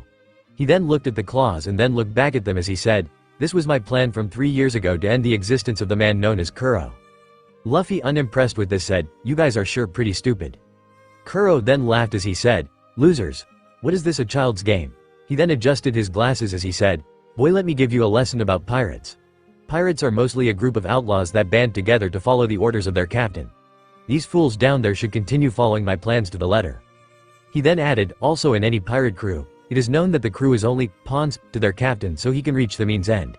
In other words, their life has no value unless the captain deems them so. And in my opinion, I see those down there have already lost their value towards me." He then yelled, "That's how pirates are," and a small brat like could never grasp this. Luffy then laughed as he said, "Well, Captain, look at all these men down there. They all work for you, but they all failed in defeating Usopp." Kuro looked confused for a moment and said, "Are you really comparing me to that kid playing pirate?" "Yes," was Luffy's reply. This caused Kuro to burst into laughter as he couldn't contain himself, as he then said, "Do you honestly think because you broke my cat claws that you're somehow above me? Please do tell, how is that boy better than me?" He finished as he disappeared preparing to attack Luffy. But he stopped as Luffy answered him, "The way you think." "What?" Kuro asked as she appeared beside him. Luffy then smiled as he sent his fist to the side of Kuro's head, and said, "You don't know what a pirate truly is, unlike Usopp." The force of the fist sent him directly into the side of the slope, causing it to crack and shatter. Down the slope, Kuro's men were once more shocked that the rubber boy managed to land another hit on their captain, and they gulped. Kuro then came out of the wreckage adjusting his glasses as he said, "You've insulted me. You want to see how a real pirate is supposed to be, then so be it." The man then stood up and looked down to the ground as he began to sway back and forth. His men down the slope all went into terror as they began to yell, "He's using that stance. Seriously, he is using SHAKUSHI against one person. Wait, didn't he say that he was going to kill us?" Luffy then looked at the men and wondered why they all were panicking in such a way, but they continued to beg and try to bargain with him. "Captain, if you let me go back to the sea, I won't say a word about you. Please, Captain, just let me live. Me too, I won't say anything." Luffy then asked himself, what are they talking about? The men continued to beg and plead for their lives, but tea all landed on deaf ears as Kuro said, "Shikushi." He then disappeared in a blur. Luffy then began to look around but noticed nothing. Back on the pirate's boat, Nami, who managed to escape during the chaos that ensued after Kuro's and Kaya's arrival, came out of the ship cabin as she held a bag full of money. However, she was disappointed as she said, "What a waste of time. To think, I thought I could get a good score from here." She then looked down to the battleground, and saw all the men panicking as they stood, so she said to no one in particular, "What is happening? Did the battle already end?" She was then shocked as she saw one of the men get slashed through his torso, and fall to the ground as blood gushed through his wounds. This was also followed by another man who was attacked, this time through his back. Another one was then attacked on his legs. Meanwhile, some of the men began to plead in fear, "Please, Captain, end this, and let us live. We won't tell anyone." However, he was only met with a slash to his stomach. Luffy then began to look around in panic as he couldn't understand what was happening. He then looked around him and saw that the path he was standing on was now slashed. He was shocked at how easily this guy could slash through objects. "Please, Captain, stop." One of the men then said, "It's no use. He won't stop this until he's tired. This is worse than silent step, since he can't see his targets. Everyone run for higher grounds." Amy, who was still standing on the top of the ship, then asked herself, "What's going on? What is happening? Those people are getting massacred. Why?" Luffy then looked at the men as they all tried to run away from Kuro, but failed to do so as the man continued to cut through them. He then yelled, "Come and face me head on, evil butler." Luffy then yelled even louder as he was enraged very much, "What the hell do you think your crew is?"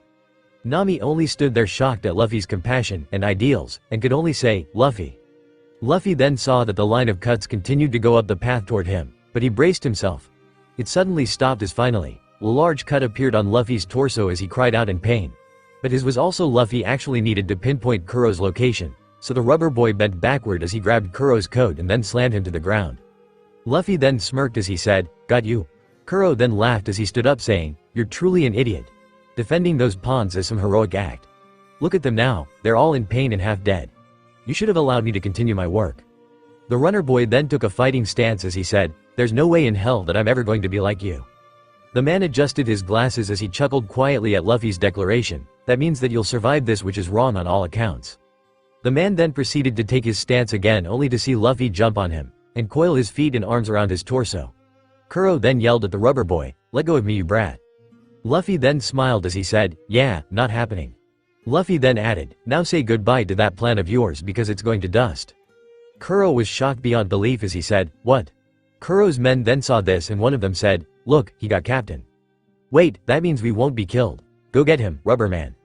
Luffy then arched his body backward as he then sent his head back toward the man cheering for him as he said, "Save your cheers. You're next on the chopping block." Kuro, who couldn't accept reality, then said, "My plans can't fail." Luffy then sent his head forward at high speeds till it slammed into Kuro's head as he yelled, "Gum Gum Bell." The pirate captain then fell backward as he sat blood out of his mouth. He then fell onto the ground as Luffy let go of him. Kuro's men then began to murmur among themselves, asking how that person that is so strong as to beat their captain in combat. All their questions were answered when Luffy said, "I'm Monkey D. Luffy. the future pirate king. All of them then looked at the rubber boy and yelled, "Are you crazy?" Luffy then replied by throwing their captain at them and saying, "Go away from this island and never come back or else." The men then began to collect their fallen comrade and ran to the ship to sail away from the monster that defeated the monster that they worked under for so long. The boy then fell forward from exhaustion as Nami caught him, and she said, "Guess even you have your limits. Can't stand from how many times you got cut." She then asked something, "How did you get angry when he cut his men? I mean, he wasn't wrong though. Most pirates see their men as only numbers and pawns." Luffy simply shrugged as he answered, "I just don't like that. A crew is a family. We're nakama." Nami then smiled at him as she said, "You're truly a dork. Here." She then handed him his hat as he walked over to Zoro and punched him awake. "Wake up sleeping, ogre." The man looked at her annoyed as he said, "Was that necessary?" "Yes, now carry Luffy, and let's go meet with the others." She then walked as Zoro picked Luffy silently following her.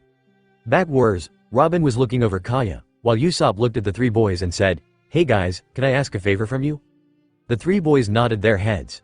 Usopp then said, "Keep everything that happened today a secret, alright?"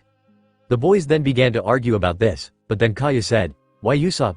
We must clear this misunderstanding to the villagers." Usopp then shook his head as he said, "No, they won't believe me. I'm the village lair after all. Plus, this will only lead to unnecessary fright." They all agreed that it would the island's best interest that no one knows what happened today. They all then saw Nami, Zoro, and Luffy come to them. Usopp then stood up and said, "Thanks for all the help, guys." They then all laughed at him saying that they only did it because he acted, while Nami said she was only interested in the treasure. As the sun rose on the rest of the island, people were confused as to why Usopp didn't wake them up like usual. Some shrugged, others were sad since Usopp was their alarm clock, and others readied themselves for a heavy prank from the boy. Back with Kaya, she went back to her mansion and was tending to Mary's wounds and the other servants who turned out to be alive as well, though barely, if it weren't for Mary giving them first aid. Kaya told Mary about how Usopp told everyone to keep what happened at the slope a secret, which surprised him. She then told him, "Mary, I have an idea as to how to thank them properly." Usopp was then seen with the Usopp pirates, as he encouraged his crew to follow their dreams and disbanded his crew since he was going out to sea to be like his dad. The next morning near the slope where the battle happened, Luffy and his crew stood as they waited for Kaya's surprise, which she promised them when they were having breakfast. They stood there as Zoro asked Robin, "Do you know what she is going to give us? You did sleep at her house yesterday." The girl shook her head as she said, "I don't have the slightest clue." Nami then said, "I really hope it's a treasure." Zoro then retorted, "Do you think about anything other than treasure?" "Yes, oranges." The girl said happily. They then looked and saw something sailing in the sea. Their eyes widened as they saw who was sailing it. It was Mary. The ship then docked, and Mary came down from it as he began to describe it. "This ship is the Going Mary. The controls are in the back. The kitchen is on the upper deck. Also, the girls' room is also on the upper deck while the boys' room is on the lower deck. However, since we have a couple on board, we added a third room for them." This statement made both Luffy and Robin blush. Luffy then shook his head and went to see the ship as Mary tried to explain the ship control to him before Robin pointed him to Nami was technically their navigator. They then heard a scream as they saw Usopp falling down the slope with a comically huge bag on his back. Robin then crossed his arms in a huge net of arms and stopped the boy. She then walked with Luffy and boarded the ship. Usopp then squeaked, "Thank you." He jumped on his feet and looked at Kaya. He then said, "Well, Kaya, I'm going to sea. When I come back, I'll tell you a whole bunch of stories." Kaya then nodded her head as she approached Usopp, and did something that caused the poor boy to short-circuit quickly. She kissed him on the lips as she said with a blush, "This is a goodbye present." And then she added, "And I promise you by the time you return I'll be a doctor." The boy nodded his head as he said, "Okay." He then looked at Luffy and said, "Well, I guess we'll see each other at sea." Luffy then scratched his head as he said, "What are you talking about?" This made the boy look confused as Robin added, "You're already a part of the crew, Usopp." So then Zoro said, "So jump on already." The boy then laughed as he jumped saying, "I'm the captain." This annoyed Luffy, who said, "No, I am." The two then descended into a fight about who's captain with Zoro sleeping beside them. Robin then walked, and Nami saw her, so she then asked, "Are you going to tell me how you two met?" The raven-haired girl smiled as she said, "Come, let's go somewhere more private." One perverted cook after Luffy and his crew left Syrup Island, they began sailing around in their new ship. The Going Mary became quickly like a home to them as they quickly got used to it. During their first adventure on their new ship, they managed to dock on an island where they met a man stuck inside a small treasure box named Gaiman, who protected the island's rare animals from poachers. It turns out that Gaiman was once a boy who found 8 treasure boxes on top of a hill on the island but couldn't get to them due to him falling inside the treasure chest, limiting his mobility. Luffy, being the good he is, then went up and opened the boxes, telling him there is nothing inside, which helped the man finally learn their secret before the crew finally left, not before Luffy got shot a couple of times, much to the amusement of Robin for trying to eat Gaiman's animal friends. Now, the Straw Hats ship was currently bobbing on the waves, as the crew sat on it waiting for their new adventure. One of them, however, was sitting with a contemplating look on their face as if they were re-evaluating their life choices. Nami sat on a chair as she watched the waves gently move and thought about how Luffy and Robin actually met. A lone tear slid down her face as thought how her fate was cruel to no extent. The girl still remembers the talk she had with the girl that she could call her best friend. Technically, she was her only female friend, so there was no competition for the best friend spot in her life. Robin had told her how the boy one day appeared randomly on her island, how he defended her from her bullies and befriended her from the get-go, not caring about what others said about her, how they began to play together and bonded, how their caretakers abused them or in Luffy's case trained him, how they met Saul, how Luffy quickly met the scholars, and how she finally met Garp the Fist. Now that took her by surprise. Who would have imagined that the grandson of the hero of the Marines wants to be a pirate? She then told her how the world government forces came with the intent of blowing her home island to Kingdom Come. She told how Luffy promised her that he wouldn't let her island be destroyed since they were friends, how they managed to get the trigger that would summon the Doomsday Call on Ohara, and finally how they managed to deliver to Garp and save the island. She then told her how she and her mother then went to live with Luffy on his island, and the adventures they had together with Ace, his brother. The name sounded familiar, but she couldn't pinpoint it yet. But the thought that was playing on a loop inside her mind was one that she didn't want to think about. Why her, and not me? She felt jealous that Robin had her knight in shining armor simply crash on her while she was left to the cruel hands of fate to play with her like a violin. She felt horrible as she knew a part of her wished that she was the one that was saved, not Robin. She was truly a horrible person to think like that, but she couldn't help it. But this raises a new question: is it too late for her to be saved from the shackles that are wrapped around her? But what could Luffy do? And more importantly, is she really willing to ask for his help, and technically send her only friends to their death? But Luffy was willing to go against the world government to save Robin's island. Why wouldn't he be willing to help her? But then again, he wasn't going against a normal human. That man was the definition of a monster personified. No one could stand up to him. She was practically telling Luffy to go kill himself. But what is one measly person to the world government? She knew that no matter how strong her tormentor is, if the world government set her eyes on him and wanted him gone, it would only take a few moments for him to wipe out the pages of history. But was it too late for that? She was nearing her goal that would set her free, and he seemed honest about keeping his end of the bargain even with the many attempts on his life from her. But what would happen if he didn't keep his end of the bargain, and somehow increased his demand, or forced her to go back to square one? Too many variables that need to be looked at before she can reach any decision of any kind. The stakes were very high in her case. Any misstep could backfire in the most horrific of ways. She sighed for what she thought was 1,000 times this day, as she left her chair and peered her head to the deck to see both Luffy and Usopp chatting together. She then yelled, "Hey, knuckleheads!" The boys looked up to her as she said, "What are you two mumbling about?" The boys just shrugged as Usopp said, "Nothing really. We're just talking." The girl highly doubted that. Those two from the moment they boarded the ship were always pranking both her and Zoro. Robin was pranked once and she retaliated by kicking Luffy out of their shared room. The boy spent an entire day apologizing before she cooled off and let him in back. She then looked at Luffy, who she learned quickly that he can't lie to save his life, and said, "What were you planning?" The boy just shrugged as he said, "Nothing really, we were planning how making the Jolly Roger of the ship." Usopp then punched him saying, "You talk a lot. We agreed that it will be a surprise, you babble or mouth." The boy then bowed over to Usopp with a huge lump on his head as he apologized repeatedly to the other boy. The girl then huffed as she said, "Good, don't you do anything fishy, or I'll increase your debt again." Both boys shivered as they remembered that now they somehow own Nami 6 million berries. Usopp then went inside the ship saying that he needed something, so they can begin the work on their Jolly Roger. While Luffy stood there with a smile on his face, he grabbed barrels of paint and black cloth. Nami saw that and said, "What happened to paint it with Usopp?" The boy smiled at her and said, "No way, I'm the captain of this ship, so I'm going to paint the Jolly Roger alone."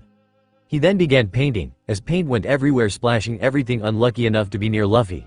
Robin then exited the kitchen as she was drinking from a mug of hot coffee and said, "Good morning." The only person that replied was Nami since Zoro was sleeping, and Luffy was otherwise occupied with painting the Jolly Roger of the crew. Robin then walked beside Nami, and asked, "What's Luffy doing?" "Apparently, he's painting the Jolly Roger," Nami replied. She looked at Robin, who was holding a haunted look on her face as she suppressed a shudder. "Oh dear goodness, this going to cause us nightmares for weeks to come," Robin said with a very worried face. Nami was surprised at her look, and she just had to ask, "What do you mean? It can't be that bad." Nami had learned by now not to underestimate Luffy. The boy sure was not a genius like her and Robin, but he wasn't dumb like a sack of bricks as she initially thought. He had a decent amount of knowledge all things considered, especially after she learned the backdraws of his devil fruit regarding his brain. Robin then said, "Just wait and see." Nami then asked, "Huh, what do you mean?" The only response she received was silence, as she looked at Luffy, who was still engrossed in his work, and said in her head that it can't be that bad. Moments later, Luffy yelled as he said, "I'm finished, look at it guys, and tell me what you think." Nami looked only to see a monstrosity in front of her that made her guts spin. She looked at Robin, who rubbed her shoulder and had a look as if she was reliving her worst nightmare. The Jolly Roger was some kind of twisted skull with 2 broken bones behind it and a straw hat on top of the skull. It was truly a horrifying sight to behold. Usopp then came to the deck and said, "Did anyone see my painting equipment?" He was sure he placed them inside the kitchen, but he couldn't find them anywhere. He then looked at Luffy and saw the Jolly Roger, and slapped his forehead. Truly, his captain was a stubborn person. Zoro then saw it, and scratched his head, sighed. Jolly Roger should inspire fear inside someone. I think that fills the bill.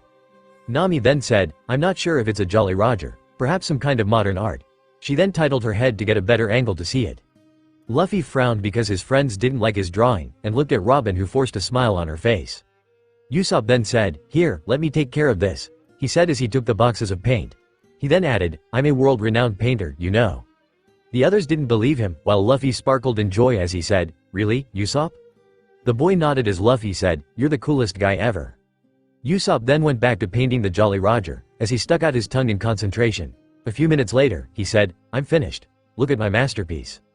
The crew looked at the new Jolly Roger, but they weren't impressed because it wasn't what they desired. The new Jolly Roger was a sideways skull with a slingshot in the back, and a bone. It also had a cloth wrapped at its top similar to Usopp's cloth. The most striking feature was the long nose the skull had. The boy then said, "So guys, what do you think? Pretty cool, huh?" Luffy and Zoro then smacked his head, causing him to hit the deck face first, while Robin caused a hand to appear and flicked his nose as Luffy said, "Start all over." The boy then rubbed his nose, as he collected the paints once more, and began to work on the Jolly Roger once again, quietly mumbling under his breath, "This is no way to treat the great Captain Usopp." He then looked back at the crew and once again looked at his work, and said, "It wasn't that bad." A few minutes later, Usopp finished once again. It was similar to Luffy's, but it wasn't as crooked as the original was. The boy then said, "Are you happy now?" Usopp then crossed his arms and sat on the deck as Luffy said, "Of course, I'm happy. I have a Jolly Roger now." The rubber boy didn't notice the sarcastic nature of the question, as he then went to hang the new Jolly Roger on top of the ship. He then declared from the top of the crow's nest, "From now on, we will be known as the Straw Hat Pirates. The crew that will find the One Piece." Robin smiled at his enthusiasm, as did Nami and Usopp, while Zoro simply went back to sleep. After half an hour of random sailing, the crew was once again each doing his own thing. Nami was drawing maps in the storage room because it was quiet. Robin was reading a book that her mother gave her about the poneglyphs. Zoro was dozing off in the kitchen and asked not to be waked unless it was important, and Usopp was tinkering with some new ammo for his slingshot that would help him in battles, and Luffy was moaning since nothing was exciting to do now, so he cried, "Man, this is seriously boring. I think I'm going to die." He then looked at Usopp, and before he can speak, Usopp said, "No, I didn't finish making them yet. When I do, I'll tell you first." The rubber boy didn't like the answer but nodded his head. The rubber boy once again sighed and sat down. He then heard Robin talking to him, "Luffy, why don't you go search in the ship? You might find something that interests you." The boy then nodded his head as he quickly jumped to his feet and yelled, "Adventure time." He then quickly ran to the lower part of the ship in hopes of finding something that interests him. Robin smiled at him as she went back to her book. Usopp then looked at the girl and said, "Wow, you sure have your way with him. Please teach me your techniques of controlling him." The girl giggled a little as she explained, "I don't control him. I just know how to make him happy. I spent a lifetime with him, so by now I know how to distract him or make him happy." She then earned a devious smirk as she said, "Kinda like you and Kaya. I bet you both understand each other very well."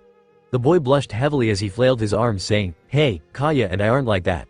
We're just good friends." The girl then rolled her eyes at him as a sign that said, "Keep telling yourself that." They both then a loud sound coming from under the deck. They looked at the hatch that connected the upper and the lower deck.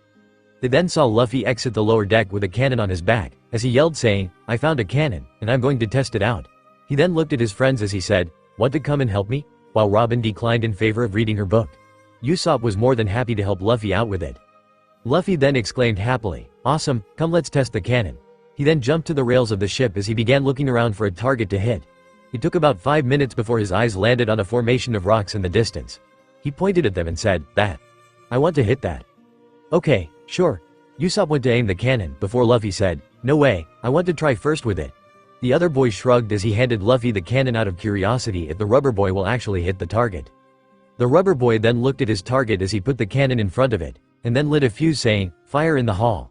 The ball then went out from the cannon, and it hit the ocean, disappointing Luffy greatly as he truly expected to hit the rock formation. He snapped his fingers saying, "Damn, I thought I had this." He then heard Usopp sighing as the other boy said, "Here, Luffy, let me help you with that." The long-nosed boy then went to the cannon and began adjusting it as he backed up a little and raised it a little. He then said, "You should take the wind into the mix so you could hit the target head on." The boy then lit the fuse of the cannon and said, "Now see how true marksmen hit a target." In a flash, the cannon released its component as the cannonball sailed through the air, and finally hit its target. This took both Luffy and Usopp by surprise, as the first thought it was cool, and the latter was just baffled about his skills, never expecting the ball to hit the intended target. Luffy then grabbed Usopp and began to shake him wildly. "Wow, that was so cool, Usopp. I knew that you were a good shot, but not like this. You kinda remind me of your dad." The boy, who was still surprised by his success, numbly mumbled, "Yeah, it actually hit it." He then shook his head as he puffed out his chest, and exclaimed proudly, "Who do you think you're dealing with? I, Captain Usopp the Great Pirate. This is simply nothing." The boy's proud rambling was cut off by Robin, who said, "Are you sure, oh great Captain Usopp? Because for a moment there you seemed a little surprised that you hit?" She then saw him deflate as she began to giggle a little at his reaction. However, as she looked into the ocean, she noticed something coming in the ship's direction, so she said, "I think we have company. Get ready." Luffy quickly began stretching his muscles as he said, "Let them come, I'm going to kick their butts." All the time Usopp was quivering in his boots as he said, "Are you sure this is a good idea? I mean, they could be Marines for all we know. Let's move the ship faster than they come row to us." The boy was cut out of his ramblings as someone yelled, "Come and face me, you bastards." Suddenly a sword hit the ship's rails as someone jumped on board the Going Merry. The individual was a tanned man who had black hair and a kanji tattoo on the side of his hide. He was wearing a blue jacket with a white shirt under it. He wore jeans. The man then began yelling as he said, "Come on, you bastards, attack me, and I'm going to make you pay, you pirates." He then began to swing his sword wildly, causing Usopp to yell, "The ship, be careful." Robin then sighed as she sprouted a couple of arms on the man and held him down, ending his rampage. She calmly walked up to him and asked, "May I know why are you rampaging on our ship? You guys attacked us first. I was sitting with my friend on that rock formation before you started attacking us for no reason." The girl gave Usopp and Luffy a dry look as they both bowed down, saying, "We're sorry." Robin was stopped by Zoro appearing as he said, "Hey, what's with all the ruckus? I'm trying to sleep. Keep it down." The man then looked up, saw Zoro, and began to yell, "Big brother Zoro, is that you? Did those pirates kidnap you?" Zoro looked down at the man, and a look of recognition appeared in his eyes. "Johnny, is that really you? How are you? And where's Yosaku?" And I joined them. The man that is now known as Johnny then began to sob as he said, "Big brother Zoro, Yosaku is in a really bad condition. We were traveling one day, and suddenly he became sick." Zoro then scratched his head as he said, "Well, what are you waiting for? Bring him on board the ship so we can see what's his problem." Robin then released her hold on Johnny, who quickly jumped down the side of the ship before coming up with another man on his shoulder. The man on his shoulder had green hair and was wearing some kind of headset. He was also wearing a green jacket with a green shirt under it. He was also wearing some shorts. But his striking feature was currently his pale skin. Johnny then sobbed, "I don't know what's wrong with him. One day he was fine, and the next he began to vomit blood and lose some of his teeth." Both Robin and Luffy eyed him a little, before the latter asked the former, "Is this scurvy that you talked about, Robin?" "Yes." The girl answered, smiling happily to see that years of lessons didn't go to waste. Nami then walked from the storage room and said, "What's happening?" She then saw Yosaku and said, "Get him some lemons, he only has scurvy." Usopp and Luffy then quickly went into the kitchen, knowing better than to disobey her orders, looking for some lemons. Meanwhile, Zoro introduced the crew to Johnny. The man then looked at Robin and asked, "Are you sure this is going to work, big sis Robin?" The girl was confused as to why he referred to her as big sis, as she was sure he was older than her, but shrugged as she said, "Yes, the way to treat scurvy is to introduce vitamins to the system. Don't worry, he'll be better in no time." The duo of Usopp and Luffy then exited the kitchen with a basket of lemons in their hands. Both boys then began to squeeze them inside Yosaku's mouth. And when that didn't work, they shoved the lemons inside his mouth, causing Nami to scream at them, "Be careful, idiots, we want to help him, not kill him." The boys then nodded their heads as they backed away from Yosaku, who swallowed and go everything.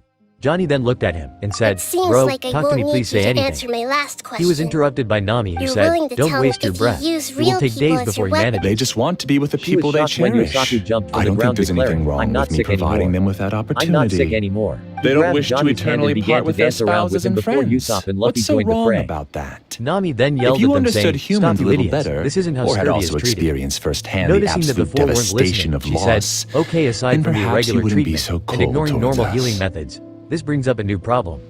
Robin then nodded her head saying, If "I you agree. have used your We can't talents continue and going on like this. determination for a We need just someone cause, qualified to cook in the you could- kitchen and utilize it to the fullest. I'm doing the best that I can in the previous day, but I don't think I'm chef material." Luffy then added, "Oh yeah, we need a chef and probably someone who can fight," he said with the others nodding their heads at his notion. Having a chef who can't fight will be a huge liability going on. Whoever the person that was going to be their chef needed to know how to cook and fight at the same time. Johnny then said, "If you're looking for a fighting chef, then I know the perfect place." Luffy then looked at him saying, "Really, where is it?" Yosaku then said, "It's a floating restaurant by the name of the Barati. It is said that the chefs there are all martial artists and know how to fight. No pirate goes there and tries to mess with anyone because he knows he will be kicked out with his butt handed to him." Luffy then smiled saying, "Let's go there." Johnny then turned to Zoro and added, "Oh yeah, big brother Zoro, I heard that the man you were looking for was passing by these regions." Zoro's eyes then widened considerably as he said, "We're definitely going there." Luffy then yelled, "Well, you heard him. Let's set the ship towards the Barati." Everyone smiled, but suddenly they all heard a thud. They then heard Johnny screaming, "Yosaku, what's wrong? You were just fine a moment ago." This stupidity angered Nami, who screamed, "Leave him be. He needs time to rest. This isn't a magic show, you know." Johnny then backed away from Yosaku as Luffy and Usopp carried him to one of the beds in the lower deck for him to rest. Nami then sighed as she said, "Barati, here we come. I really hope we don't get into too much trouble this time." After a day of sailing, Luffy saw something in the distance, so he jumped and grabbed both Yosaku and Johnny, asking them, "Is that it?" The two men looked at what Luffy was pointing at and saw a huge ship that had a ship of a huge fish. It had several floors with windows on them. It mostly had a green-themed color with a small docking system to boost itself. Both men then nodded their heads saying, "Yeah, that's it, big brother, Luffy." The rubber man then pointed his finger in the distance saying, "Onward, let's go to the Barati." The entire crew watched as the ship began to approach the Barati, but then Robin, who was on guarding duty, said, "Marines on our left." The crew then saw a huge Marine ship by the side of their ship and aimed its cannon at them, catching everyone by surprise. He looked at it, and then someone came to the side of the Marine ship and said, "Who are you people? I've never seen you before." The man was a pink-haired individual with iron knuckles attached to his hands. He was wearing a full bodysuit. He also had a scar on the left side of his face. The man eyed the ship a little further before asking, "Who's the captain of this vessel?" He proceeded to lift his fist saying, "I'm Lieutenant, Iron Fist Full Body, of the Marines." Luffy then answered him as if he was talking to a friend by saying, "Hi, I'm Luffy." He was cut off by Usopp, who said, "And I'm Usopp." Luffy then continued, "And I made my pirate flag the day before yesterday." This made both Johnny and Yosaku sigh in relief. Iron Fist then rubbed his chin as he said, "I think I heard of you from a couple of Marine reports. You sure have been causing a lot of trouble lately. All in all, you won't last a couple of days, so why don't go back to your mom and hid with her?" He then looked at the two bounty hunters and said, "And you clowns are some low-bid bounty hunters who couldn't save their own lives even if it depended on it, given that you were taken down by some no-one pirate." This made both Yusaku and Johnny feel annoyed as Yosaku then yelled, "Who are you calling some low-bid bounty hunters?" Johnny then added, "Yeah, we're the greatest bounty hunters in the entire East Blue. We took down people that others thought were invincible." Yosaku then pulled a bunch of bounties saying, "Take a look for yourself," and saw how many names we have taken down, and he's still planning on taking more bounties. During this scuffle, Nami, who was on the side silently observing what was happening, saw a bounty poster fly from the pile Yosaku was holding and land in front of her.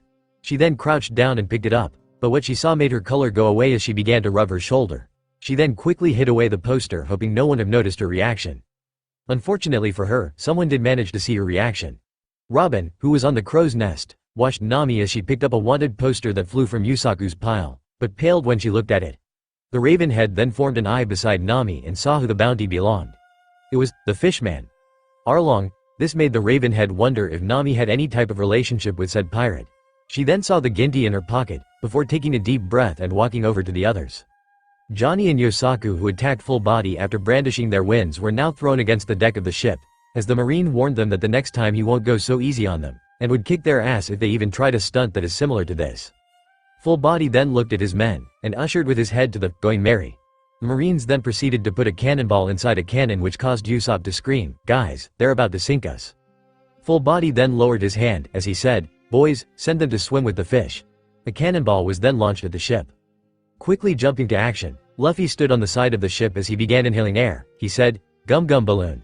The cannonball then hit Luffy square in the stomach, but with the properties of his skin, he was able to send to away flying. This made Full Body eyes go wide, as Usopp, Yosaku, and Johnny all screamed in unison, "What the hell just happened?" The boy laughed as he said, "That was a close one." He then noticed that the cannonball was going to the Baratie, and began to panic, but suddenly a row of arms erupted from the floating restaurant, making a huge net which caught the cannonball, before harmlessly throwing it back into the ocean. Full Body was then terrified as he ordered his men to quickly go to the restaurant not being used to devil fruit users. Luffy then jumped to the crow's nest as he hugged Robin, and began to kiss her, much to the girl's embarrassment as a public display of affection as he said, "You're a lifesaver, Robin." The girl then shyly hid her face as she said, "It's no problem." She then heard his stomach growling as the boy sheepishly rubbed the back of his head. "Well, let's go to the restaurant, you big rubber bear." The crew then began approaching the Baratie as they saw it come closer. Once they were beside it, they docked it beside it and entered the place. They then all saw in one corner Full Body having a date with a blonde-haired woman who was wearing a red dress, causing Robin to mutter something about how the Marines are corrupt except Garp. "Welcome there, ladies and crooks." A man with abnormally large forearms approached them, giving them the fakest smile anyone ever saw in their life. "Are you going to pay today, or are we going to have a problem?" Once Robin lifted the bag of gold he had, the man smiled even further as he said, "My name is Patty. Please follow through here to give you a seat for you to relax in." They were all seated at a huge table as the man that introduced himself as Patty informed them, "We'll send a waiter for you in a couple of moments. I hope you enjoy your time here at the Baratie." He finished as he went back to scowling as he walked into the kitchen yelling for someone. "Well, that was something," Usopp said, still confused by the entire encounter. "Yeah, you would think for a place that is so famous, they'd hire someone who at least knows how to smile and greet people properly," Nami complained. The man freaked her out at the entrance with the way he spoke. She felt as if she was being robbed for food, which is funny since she is a thief after all. Now, let's not all pass judgments. Let's give them a chance before saying if they're good or bad," Robin said, being the voice of reason. "Yeah, I want to taste their food. I'm hungry," Luffy said as he patted his stomach. The group of 5 then heard Full Body as he began gloating about what type of wine he was drinking, and he asked a man who thought was the waiter if he was right. The man was a male around Zoro's age, had blonde hair that covered one of his eyes, and a cigar in his mouth, was wearing a black suit, and holding 2 dishes of soup, as he said, "Not even close, sir. And by the way, I'm not a waiter. I'm actually the head chef here. I'm only doing this because we have no waiters." The blonde then set the 2 dishes of soup in front of Full Body and his date, the former being on the verge of a mental breakdown after hearing the laughter when the blonde corrected him. The blonde man then walked up to Luffy's group and said, "Hello, I'm head chef Sanji, but I'm going to be your waiter today. What do you wish to eat?" he said professionally. But when he laid eyes on Nami and Robin, he made a 180 turn as he began twirling around them with heart-shaped eyes, as he said, "Oh, majestic beauties, I'm your servant of love. Please tell me what and I shall serve you with my heart." Nami smirked at this, planning to milk the idiot for a free meal, while Robin giggled at the silly behavior, before looking at her boyfriend who was steaming in jealousy. The rubber boy then put his arm around Robin's waist as he said, "Bring me meat, and bring her sandwiches and a small lemon cake." Sanji didn't take too kindly for this as he asked with obvious annoyance, "How the hell died and made you her caretaker?" Luffy replied, "I'm her boyfriend, so I know what she likes and what she doesn't." Sanji stood there blinking for a little while, but everyone swore they heard something crashing inside his head. He then adjusted himself as he said, "You're her boyfriend?" He found it hard to believe that such a majestic beauty would go for this guy. Nami then said, "I know, right? I couldn't believe it myself either." The man after this slumped down as he began crying from sadness, making Robin feel uncomfortable. She then saw Patty walking and asked him, "Is he alright? He seems out of it." The large-armed man looked at Sanji before saying, "Meh. Don't worry, he's always like that. He'll come back up and flirt with you when he gets this out of his system." Suddenly Sanji jumped and said to the girls, "What do you want, my beauties?" Patty then exclaimed as he walked away, "And he's back."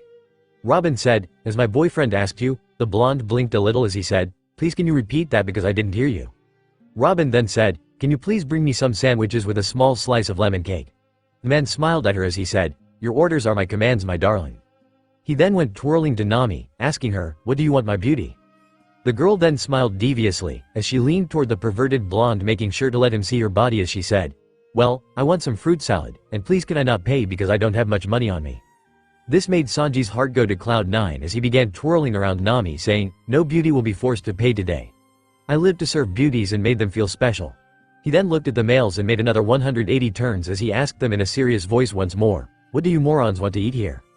This made Zoro's sweat drop as he said under his breath, "Is this going on drugs or something?" He has some serious mood swings every couple of minutes. But deep down, Zoro hoped that Luffy doesn't pick this man as the new cook because just looking at him made him feel angry. He imagined waking every to his face. It was annoying to see the least. Usopp then said, "You're being unfair. I demand you treat us fairly or else." Usopp then looked at Zoro saying, "Zoro will deal with you." This caused the man to say, "Deal with your own problems, Usopp. Don't drag me into it." The guys began ordering as Luffy requested meat. Zoro went with sushi and a huge bottle of sake and ordered some food for Yosaku and Johnny who stayed on the ship to guard it. Usopp said he wanted some seafood. And with that Sanji went into the kitchen leaving one heck of an impression on the crew. "So what do you think of him?" Zoro asked the rest of the crew as they still tried to process this one-of-a-kind of encounter. "I like him." Nami simply replied. She liked men like Sanji who had good taste in women. "You're only saying that because he was drooling all over you. The guy was practically worshipping you." Zoro said in annoyance since he didn't like the man's act one bit for multiple reasons. First, the orange head said regarding the girl's talk, "I can't help it if the guy has good taste in women, and that I'm one of a kind." The girl as she smiled brightly. She loved people like Sanji since they were suckers at her beck and call. Zoro then scoffed at her as Usopp said, "I don't think he's really that bad. Just a little bit perverted, but that's nothing that the great Captain Usopp can't deal with." The boy said loudly, earning a couple of yells telling him to keep it down or else he will be kicked out of the restaurant. Robin then gave her opinion. "I think he's nice and all, albeit a little to the perverted side, but nothing a little talk with him can't fix." She can still remember when both Ace and Luffy refused to learn at first before her mother eventually convinced them, or how she managed to talk her mother into allowing her to follow her dream. Everyone then looked at Luffy who was silent. He then said, "Let's see how the food tastes, and then I'll give my judgment." This caused everyone except Robin who was laughing to fall to the ground as they yelled in unison, "Are kidding me?" "No, I'm just angry," Luffy said, as suddenly Sanji appeared once more, but this time with 5 cups of water, 1 plate of fancy-looking cake, and a cup of fruits and nuts. You haven't won just He yet. then gave each one of them a cup to drink This from, dream while he is went to Robin and mine. Nami. He then If I go proceeded into to pamper hiding the 2 here, girls not much even to the an first Archon amusement can and ever the second's find me. happiness for having And the as man long who's as such a people sucker. yearn for He then happiness, said as they he will gave Robin return here food, and "Oh heavenly rebuild beauty, this I don't wish to paradise." intrude on your holiness, but might you grace just with your name." Robin, who saw Luffy fuming a little, couldn't help but tease him even more. "My name is Robin." She then looked at her boyfriend who was angrily fumbling with his hat, and she internally laughed at his behavior. "Oh, Robin, what a beautiful name for such a beautiful presence like yours," the man said as he twirled around her, causing Luffy to hug the girl and kiss her, which in his mind was the equivalent of him marking Robin as his own, and setting a territory much to the Ravenhead's delight. Sanji, who this an act of defiling a beautiful woman, Amira. then yelled, "Leave this lady alone, you Amira. damn brute." Amira! He was about to kick him when an arm bloomed on his leg, keeping it in place. He then looked at Robin, who said, "I don't like the idea of you hitting my boyfriend." This made the poor Amira, man kneel down are you all and right? cry in anguish. I don't feel He then jumped up and went to the second lady in the group as he said, "Oh, great and No, majestic no, no. goddess, I'm humbled in serving you. Please, but can you no. excuse my arrogance and tell me your name?" Nami then smiled deviously as she said, "My name is Nami, and could please feed me, I'm a little tired." The man, not wanting to miss an opportunity where he serves such a beautiful woman, then yelled, "Nami Swan, I'm at your call. Your humble servant is here to give you what you need." Get away He from then there. twirled with his legs Oh, between like my noodles to flowers. Nami, and began feeding her with a silly look in his What eyes, should I and both do? Usopp and Zoro's angry. Where did... "Hey, what about us 3? We're hungry too, no?" Left because he Don't get doesn't something want like you that. anymore. Usopp asked with an angry face.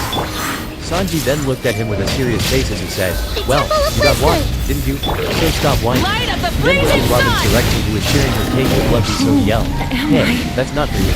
I gave it to her, you damn ape." Robin then said, "Is it alright that I feed him, Sanji? He is my boyfriend after all. I'm supposed to care for him." This statement made Sanji blank out a little before coming back, much to their amusement. He was about to say something when a loud voice from across the restaurant yelled, "Oi waiter, care to explain why there's a bug in my soup?" Sanji then growled as he usually dealt with rude customers these, but he smiled as he went to Full Body, who was waiting for him with a scowl on his face. Sanji then said in a forced calm voice, "Sir, for the last time, I'm not a waiter here, and second." He was then cut off by Full Body, who said, "Do you think I care what you are? I asked you a question. Why is there a bug in my soup?" He then looked at him with a smug look, trying to embarrass Sanji, saying, "I sure hope you have a good explanation." Sanji then looked at the bowl and saw that there was truly a fly in it, but that was no need for a fuss in his books, so he said, "Well sir, I'm not some kind of bug expert, but I think that the bug was attracted to trash like you." He then smiled as Full Body fumed, so he said, "Is that all? Because I got better things to do with my life." Sanji was then hit in the head as Full Body said, I'm the lieutenant of the Marines Iron Fist Full Body, and since I'm here you listen to me, you damn punk. Like this? His date tried to stop him saying, please stop. She was pushed aside as Full Body roared, no, I won't, since I'm a paying customer here, I'm not that means I'm interested. right, and I want to know why was there a bug in my soup, and I want to know now. He finished as he slammed the dish of soup into the ground. Full Body began to feel proud of what he did because many chefs began to whisper in fear. So he thought they were talking about him, but what he didn't know was that they were talking about Sanji, who had a blank look on his face as he said in a cold voice to Full Body, can money fill your stomach? The man dumbly replied by asking, what? Sanji then said as he kicked Full Body in the face, can money fill your stomach? He looked at the downed Full Body as he said, insulting a sea chef's work is a death sentence. He then proceeded to wail down on Full Body as many other chefs told him to stop to no avail.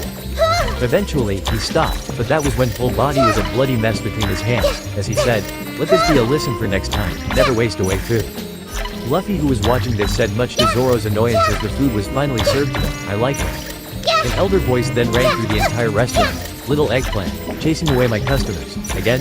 This must be a new record. Sanji then threw Full Body as he said, owner Zep. He was then stopped as a wooden leg kicked him in the head, preventing him from finishing the sentence. The owner of the voice, now known as Zeph, was a tall man with a very tall chef's hat on his head. He had a large blonde mustache and both ends of it were tied in a braid. His most striking feature was a wooden leg instead of his left leg. The man then proceeded to berate the young chef as he hit him on the head, repeatedly complaining about how Sanji was always kicking out customers, flirting with women, and drying up his business. He then looked at Full Body, who had a smug look on his face, but that didn't last long as a wooden leg smacked him on the head as Zeph said, "When you go out of here, we don't want your money." Full Body then yelled, "What the heck is wrong with this place? Even the owner doesn't know how to treat customers." Zeph laughed as he said, "We do not need the likes of you here, in the sea. You eat what you get and don't complain about it." Full Body wanted to argue, but one of his men then barged in yelling, "Sir, the prisoner escaped." Full Body was shocked as he yelled, "No way that's possible. We kept him without food or water for 3 days, he shouldn't be able to move." The Marine wanted to add something, but then a gunshot was heard as the Marine fell to the ground. Then a man with tanned skin wearing a gray outfit entered the restaurant and sat on of the seats as he said in a dry voice, "Food." No. Patty, who previously welcomed the crew, came back with his fake grin as he asked the man, "Greetings my fellow Don't crook, panic, and what are we've- pain today?" We've left Epic The this man train. then lifted his gun as he said, "Is Lee good?" Patty smiled as he lifted his hand to hit him, but was stopped as he felt something holding him back. He looked only to see a disembodied hand stopping him. He then heard Robin saying, "The gentleman over there will be eating with us today." Patty then lowered his hand as he looked at the man saying, "You got lucky punk." The man then LND said, "I don't need charity." Robin smiled as she said, "And who said it was charity? Is it so wrong to help someone in need? Why are you helping me then?" "Because I want to. You know how it feels to be hungry and wish to eat, so how about you come here and eat with us?" The man then calculated his choices and saw that he had no alternative, so he stood up and wobbled to the crew. The moment he sat beside him, he said, "Thanks, my name is Jim." Robin smiled as she said, "You're welcome, and my name is Robin, and those are my crewmates Luffy, Zoro, Usopp, and Nami." Suddenly a plate was placed in front of Jin by none other than Sanji, who said, "Eat free of charge." "Hey," I said, "Okay, no, I also know how it feels to be hungry and wait for meals, so More eat." like a dangerous The man sign then that's dug in trying his to food keep out of as sight. quickly as he can and ate everything up in a couple of moments, saying, "That's so delicious." He then looked at Sanji and thanked him. He then looked at the crew and said, "You guys are pirates, right?" "Yeah, and I'm going to become the Pirate King," Luffy said in excitement. Jin then shook his head. "Well, I'm going to warn you not to go to the Grand Line because it's a dangerous we place with a did. mind of its own. We just fell Heck, I was with Don Krieg and his fleet when we were downed by one man." Luffy then said, "Man, that's some bad luck, but I'm still going." Jin then shook his head as he said, "Well, I warned you." He then stood up and said, "I had to leave, but thanks for everything." He then left after thanking Sanji one more time, taking a boat from the Marines who had run away in the confusion. Luffy then looked at Sanji and said, "Join my crew." Sanji looked at him saying, "Excuse me, I said join my crew. Come on, it will be fun." Luffy said in a hopeful tone that they found their cook. Sanji then said, "Sorry, but I refuse." "Then I refuse your refusal." Luffy declared, earning a Weren't we confused look already from Sanji, here? who This said, is "What?" probably- "I said I refuse your Why would refusal." he- Luffy Yes, repeated but himself. based on "That's what not we've how it heard, works," fortunate- Sanji said, but a voice then said, "Go with him, little eggplant. Your cooking is horrible at best, and you're always scaring away customers. This place doesn't need you." Sanji looked at Zeph saying, "I won't leave this place until you acknowledge me, you old fart." He then walked away as Zeph said to Luffy walking away himself, "You have my permission to take it's it." you. Luffy then cheered Of much to course, Zoro's here. increasing headache as he said, "We found our chef." No. But didn't he say he doesn't want to join? Anyway, Usopp asked. now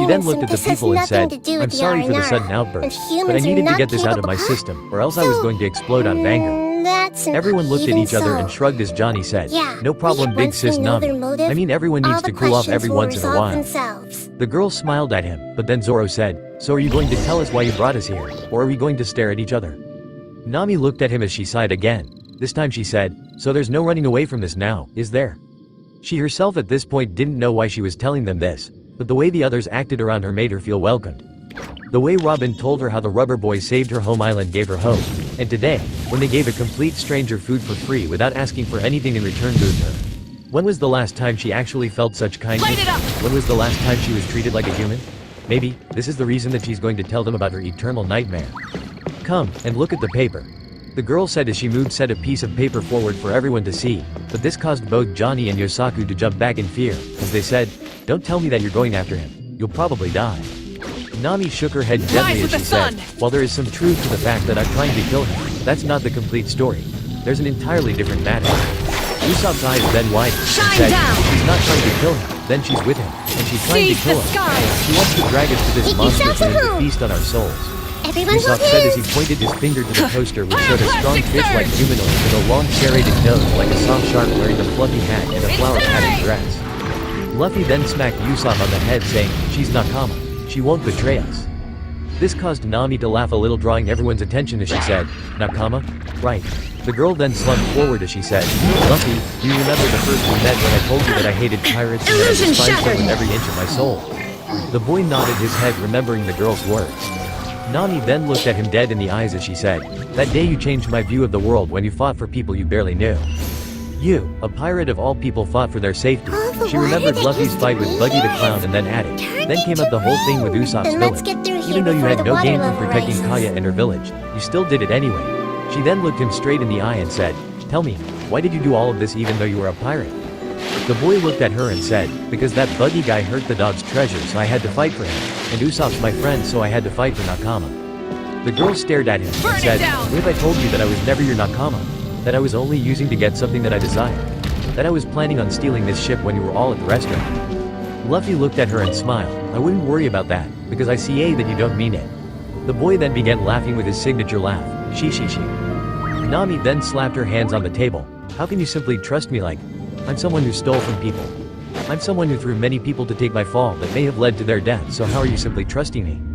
"That's because we're Nakama. I trust you," Luffy said with a smile. "But I'm someone who could be trusted. I'm nothing but a cheat." The girl then sat and began crying, so Robin hugged her saying, "Tell us, Nami, what's going on? Tell us, so we can help you like we helped the others." The girl through her tears began to remove her shirt, causing some of the guys to gain a blush as Zoro yelled, "Woman, have some decency." When she was finished, Johnny and Yosaku yelled, "You're one of them." Light it up! This confused the other guys, so they looked at Nami and were shocked by what they saw on her shoulder. It was a blue tattoo that had a head of a saw shark head.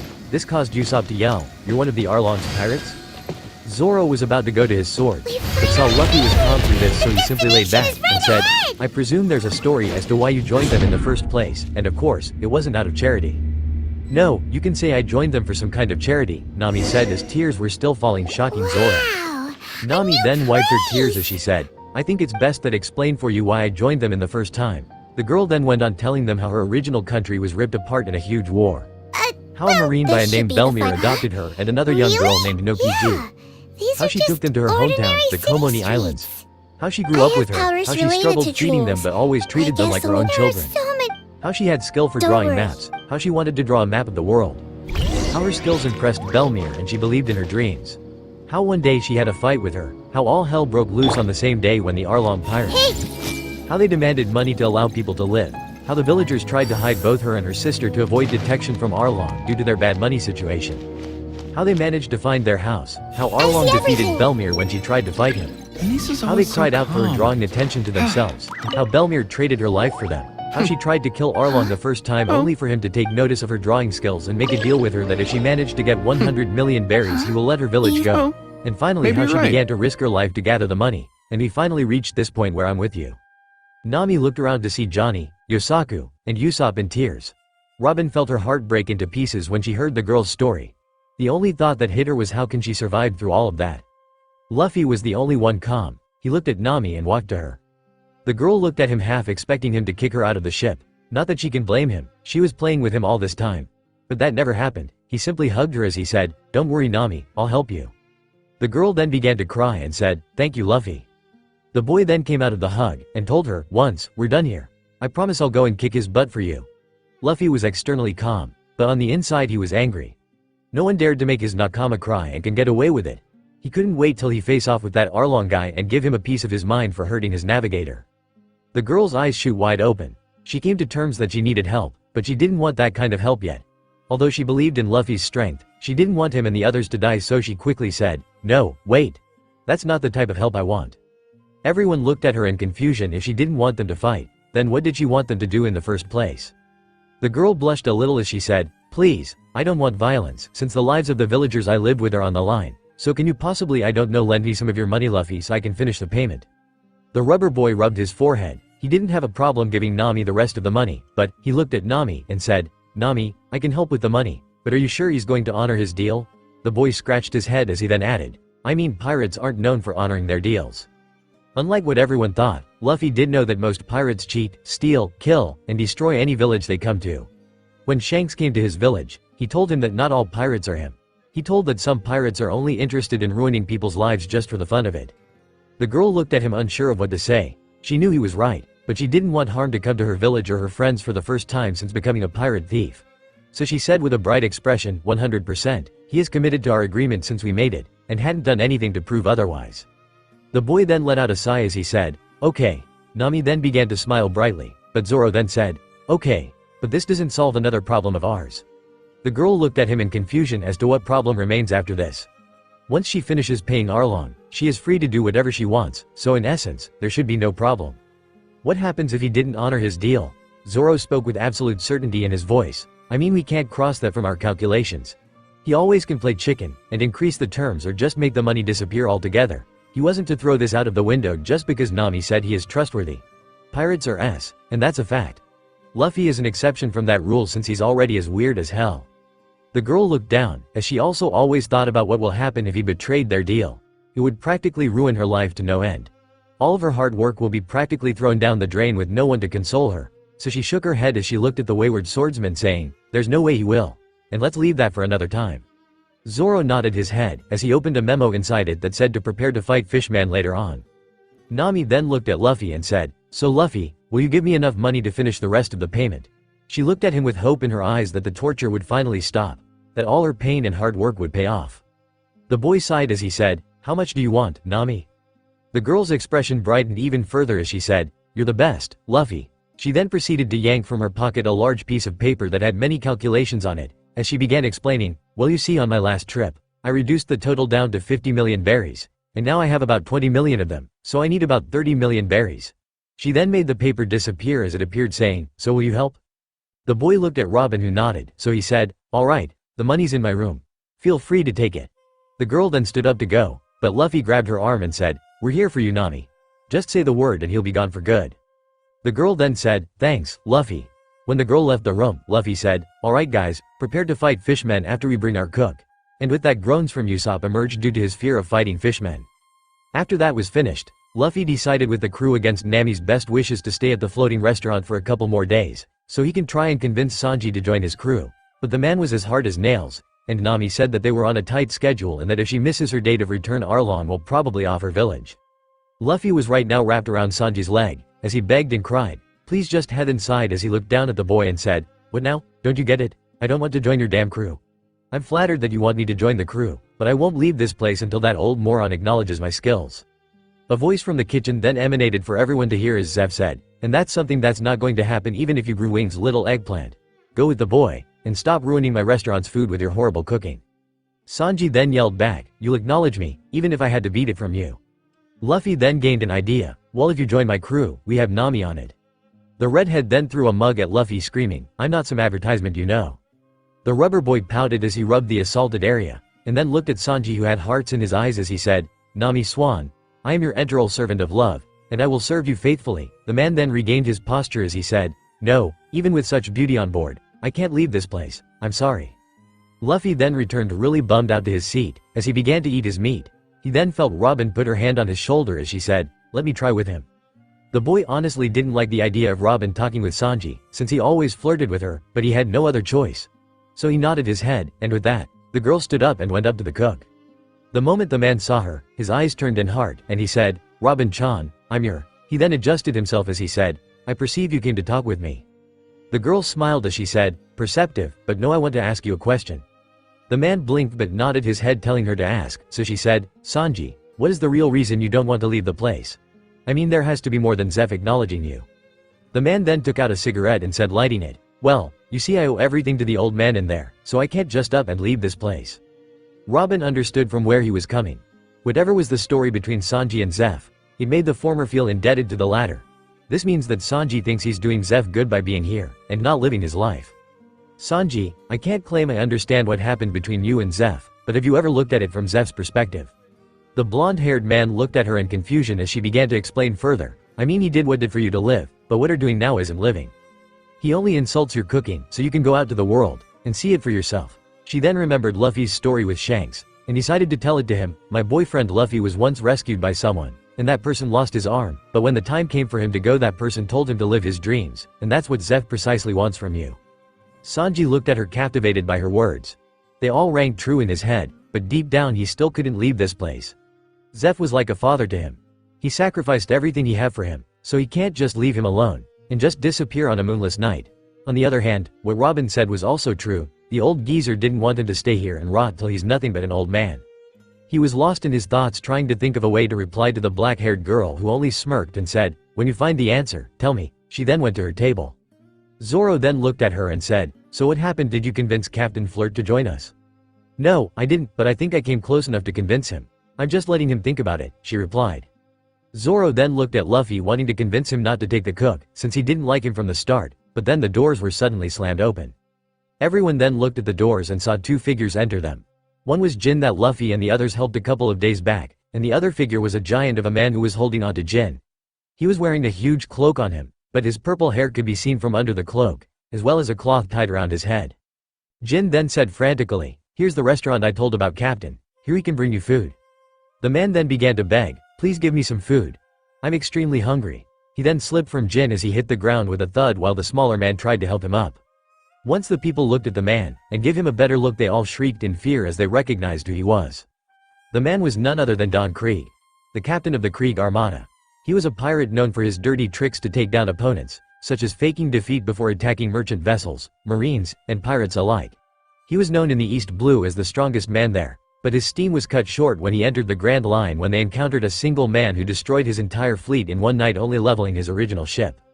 Krieg then said, "Please, I need water and food. If it's about money, then I have enough to pay. Just feed me." The man then bowed down and put his head on the ground as he began to beg the people present there to give him food, but Patty wasn't having any of it as he said, "Do you think that we were born yesterday? The moment we feed you, you will backstab us and try to kill us all." He then looked at Krieg as he said, "Your reputation precedes you. We know all about your fancy tricks, so don't even think about it." Jin then said, "If it's about money, Don said we have enough money to pay for our food, so please feed him, he's about to die." The tanned man begged, afraid for his captain's life, but then Patty laughed at him saying, "Yeah, still not convinced with your act. You should seriously get some acting classes." Patty then called out for someone, "Hey Crane, come here for a moment." A man then appeared from the kitchen. He was wearing a traditional chef's costume. He had an unshaven beard with sunglasses on his eyes. He slowly walked up to Krieg as he said, well, look at what the sea dragged to us today. I never thought I'd see the day that Don Krieg himself would be begging for food or mercy." Patty then patted him on the back as he said, "We should probably call the Marines to get this thug out of the ocean for good. He caused so many crimes, we would be doing the world a favor if we turned him in. We would get statues for it. Please, I only need food, and I promise you I would leave this ship alone. Just bring me a cup of water." The giant man cried out. "Don, you shouldn't beg like this. You're Don Krieg, the leader of the Krieg fleet, you shouldn't beg like this," Jin said as he held his hungry, who was barely standing. Moments later, the door of the kitchen opened as it relieved Sanji, who walked out of the kitchen door holding a steaming bowl of food and a clean cup full of water, and slowly walked toward Krieg. Patty looked at him and asked, "Hey, what do you think you're doing, you moron?" The large armed hand then held Sanji, but Alias the blonde man kicked him in the face and sent him flying to the other side of the restaurant. He then put the dish in front of Krieg. Jin then looked at Sanji and said, "Thank you very much, Sanji, for helping Krieg." The huge man then began to slowly eat the food as Crane yelled at Sanji, "What kind of drugs are you on? Now, he will gain his strength back and try to kill us all." Sanji looked at him unimpressed as he said, "This is not my concern. As long as there is a hungry person, I will try to feed them. I have no shame in this." Krieg finally finished his meal as he lay back a little. He then turned towards Sanji and smiled maliciously. He tried to hit the man, but Sanji was then pulled back by two disembodied hands to the side, barely avoiding the strike. Robin, who was at her table, took a deep breath as she said, "Well, that was really close." She was able to read Krieg's intention, so she reacted as quickly as she can before the man was able to hit San, then looked at Sanji and scoffed, saying, "You got lucky, boy. But thanks for the meal, I really needed it." He then began looking around the boat and said, "Nice place. Don, you were fed. Come on, let's go," Jin said to his captain, hoping the man would honor his word. When first mentioned the boat to his captain, the man was thrilled since he and his crew were starved, so he needed to bring them food, but little did Jin know that Krieg had ulterior motives. The giant man looked for a little moment and said, I think I found our new ship. Don, what are you saying? Jin said as he couldn't believe that his captain is planning to harm the people that helped him, but you promised that you won't do anything to anyone. Did you see me hurt anyone? I kept my word, but I never said anything about the ship, he said as he looked at Jin. He then added, you aren't planning to betray me now, Jin, are you? Of course not, Don. Jin said quickly, trying to pacify his captain. Good, now, he looked at the cooks as he said, now listen to me, and listen good. I want 100 meals by the end of this being prepared to my men, so I can feed them, and any funny stunts will end with everyone one here in caskets. Get it? The man said, and everyone knew that he meant business. Suddenly, Sanji began walking to the kitchen, but was caught by Patty, who said, what do you think you're doing now, you moron? Sanji then turned and looked at him as if he grew another head and said, well, you heard the man. He said he needs a meal for 100 men, so I'm going to cook them. They won't cook itself, you know. This caught everyone by surprise, but the cooks were shocked the most.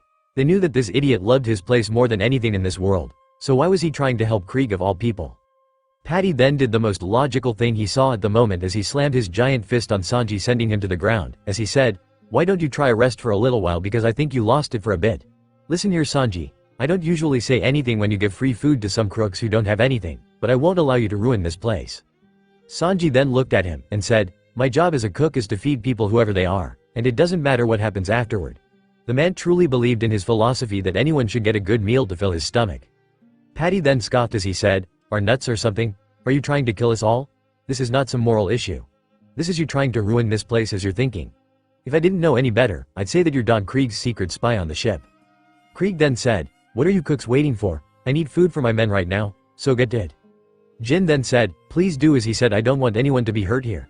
The man was still sad that Krieg broke his word, but he said he won't hurt anyone as long as they do whatever he says, so there is no problem. Patty then smiled as he said, before we give you food for your men. The man then brandished a small rocket launcher on his wrist. How about you eat some of my custom-made desserts first? He finished as he launched a couple of projectiles toward the man who took him head-on. Patty then stood as he lifted his hands, and people began to cheer for him, as they thought that he defeated Krieg, so he said to where Krieg was standing, how did those desserts taste like? The man finished with a smile, thinking he already ended this. From the smoke, a voice echoed as he said, that's the worst dessert that I ever ate in my life. Are you sure you were a cook? The smoke then cleared as Krieg stood tall with golden armor on him. He then reached toward Patty, grabbed his rocket launcher in one hand, crashing it, and punched the man with the other, sending him to the ground. Before Krieg can do anything, the doors of the kitchen swung open. A huge sack of food then slammed into the ground as Zeph stood in front of it as he said, here are 100 meals for 100 men. Zeph then looked at Krieg as he said sternly, now get out of here before I kick you out. Krieg then laughed as he said, well, at least you have a sense of humor.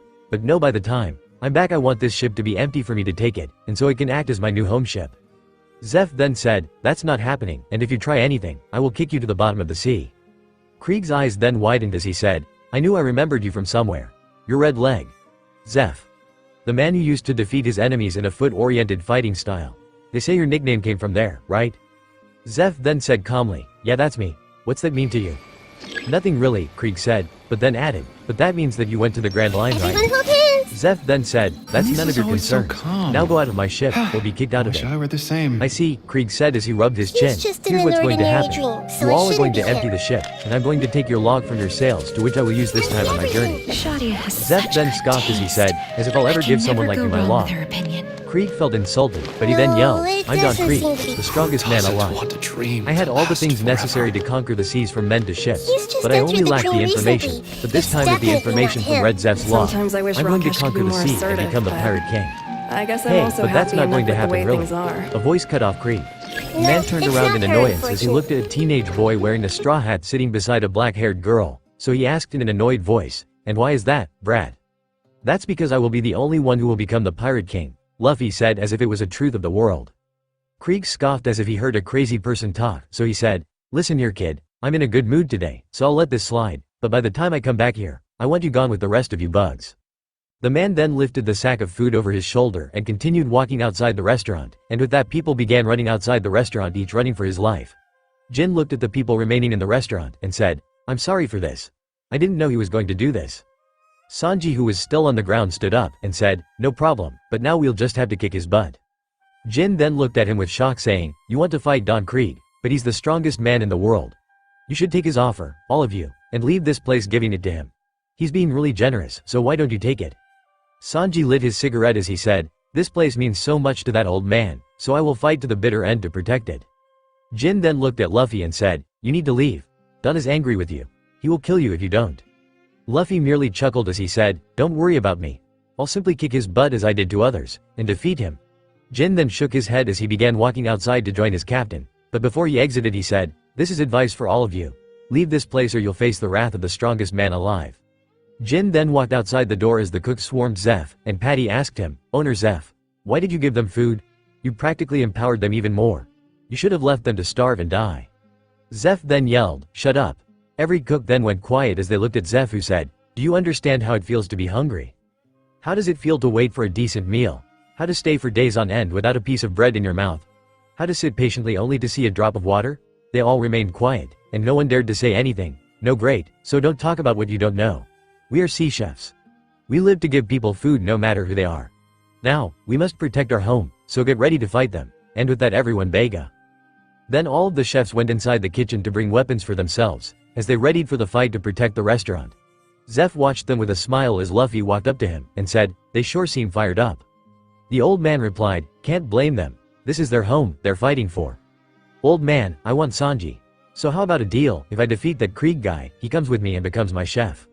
You can take him right now, I don't care as long as he stops scaring my customers away," Zeph said as he walked away from the boy, leaving a stunned Sanji with Luffy, who gave him a thumbs up as a sign of winning something, only for the blonde man to facepalm as to why this idiot doesn't get it that he doesn't want to go with him to the sea at all. Sanji then yelled at Zeph saying, "Hey, listen here you shitty old geezer, I made some old relic that you can throw away whenever you want, or you can make a deal to throw me away. I'm staying here whether you like it or not." He then walked away from both of them steaming. Nami then approached Luffy and said, "Luffy, what are we going to do? I have a date I can't miss anymore. Arlong might destroy my village on the head of its people." She then felt Luffy's hand on her shoulder as he said to her, "Then go." "What? You heard me." The boy answered, "Take the going merry, and go to your home island. I'll follow once I defeat Captain Trashcan, and get our cook. Then we can solve this whole Arlong thing, okay?" The girl nodded her head as Luffy then added, "But take Usopp, Yosaku, and Johnny with you just for safety, okay?" The girl once again nodded her head. She then walked with Luffy and the crew outside as Don Krieg's men were readying themselves for the fight. He then whispered into Nami's ear, "When the real chaos begins, you go into the ship and leave. Go tell Usopp about this." The girl nodded as she went to talk to Usopp. Don Krieg then said, "Last Actually, chance to this empty all the ship." started. Zeph then walked up to him and said, "Fat chance, I'll listen to someone who got destroyed in the gates of the Grand Line." This comment seemed to enrage Krieg, who yelled to his men to attack. The men then jumped at the ship, only for some of them to be smacked when its fins began to lift from the water. The fins were now placed horizontally on the side of the ship, as Zeph said, "I don't need the inside of my ship destroyed, so I installed these for troublesome people like you just in case. Leave before we force you to." Krieg only smiled further as he thought of all the uses for the ship. He can pretend to a floating restaurant only to catch his enemies off guard, and kill them all. Krieg's men then began to run on the fins, only to be intercepted by the cooks, who jumped into their way using whatever they got under their hands, from knives to pans to lathes. But who stood out was Sanji, who was Zeph's personal apprentice, so he lit a cigarette as he said, tapped his shoes, and began running. He then jumped into the air and he began kicking his enemies left and right, sending them overboard. The chefs looked at him and began to cheer as Sanji said, "Now that you're all fully fed and healthy, I can kick your butts no problem." He then kicked a pirate across the face, and sent him With into the admission ocean as he procedures, said, "Never attack a sea chef's home, or you'll face the wrath of the sea gods." Meanwhile, Luffy was jumping up and down at Sanji's fighting, impressed by his skills, and so were Robin and Nami. Usopp was merely boasting about how his kicks cut through walls of steel, while Zoro scoffed, saying that his kicks are overrated, and a bad swordsman on his worst day can kick his butt. Krieg was furious with his men, seeing as they were being beaten left and right by nobody, so he yelled, "What's happening to you? They're only a couple of sea cooks. End them already." "Yes, Captain." The men replied in fear, as they continued their assault, but then something happened that shocked everyone. The remains of Krieg's original ship were then cut in half, and the man himself was in shock as he said, "I thought was left him in the Grand Line. He followed us all the way here. What does he want more with us?" More of Krieg's men began to yell in horror as a figure began to appear from the smoke and the fog. Luffy then leaned to Nami saying, "Go?" The girl nodded as she grabbed Usopp and booked it. The new arrival was a single man sitting on a boat that resembled a grave with candles on the side. He was wearing a purple suit with a necklace on his chest. On his head lay also a purple hat, and a very huge sword strapped to his back. Zoro smiled at the new arrival as he said, "It's him, The man then lifted his head as he opened his eyes, revealing a pair of hawk-like eyes. The greatest swordsman in the world, Dracula Mahawk.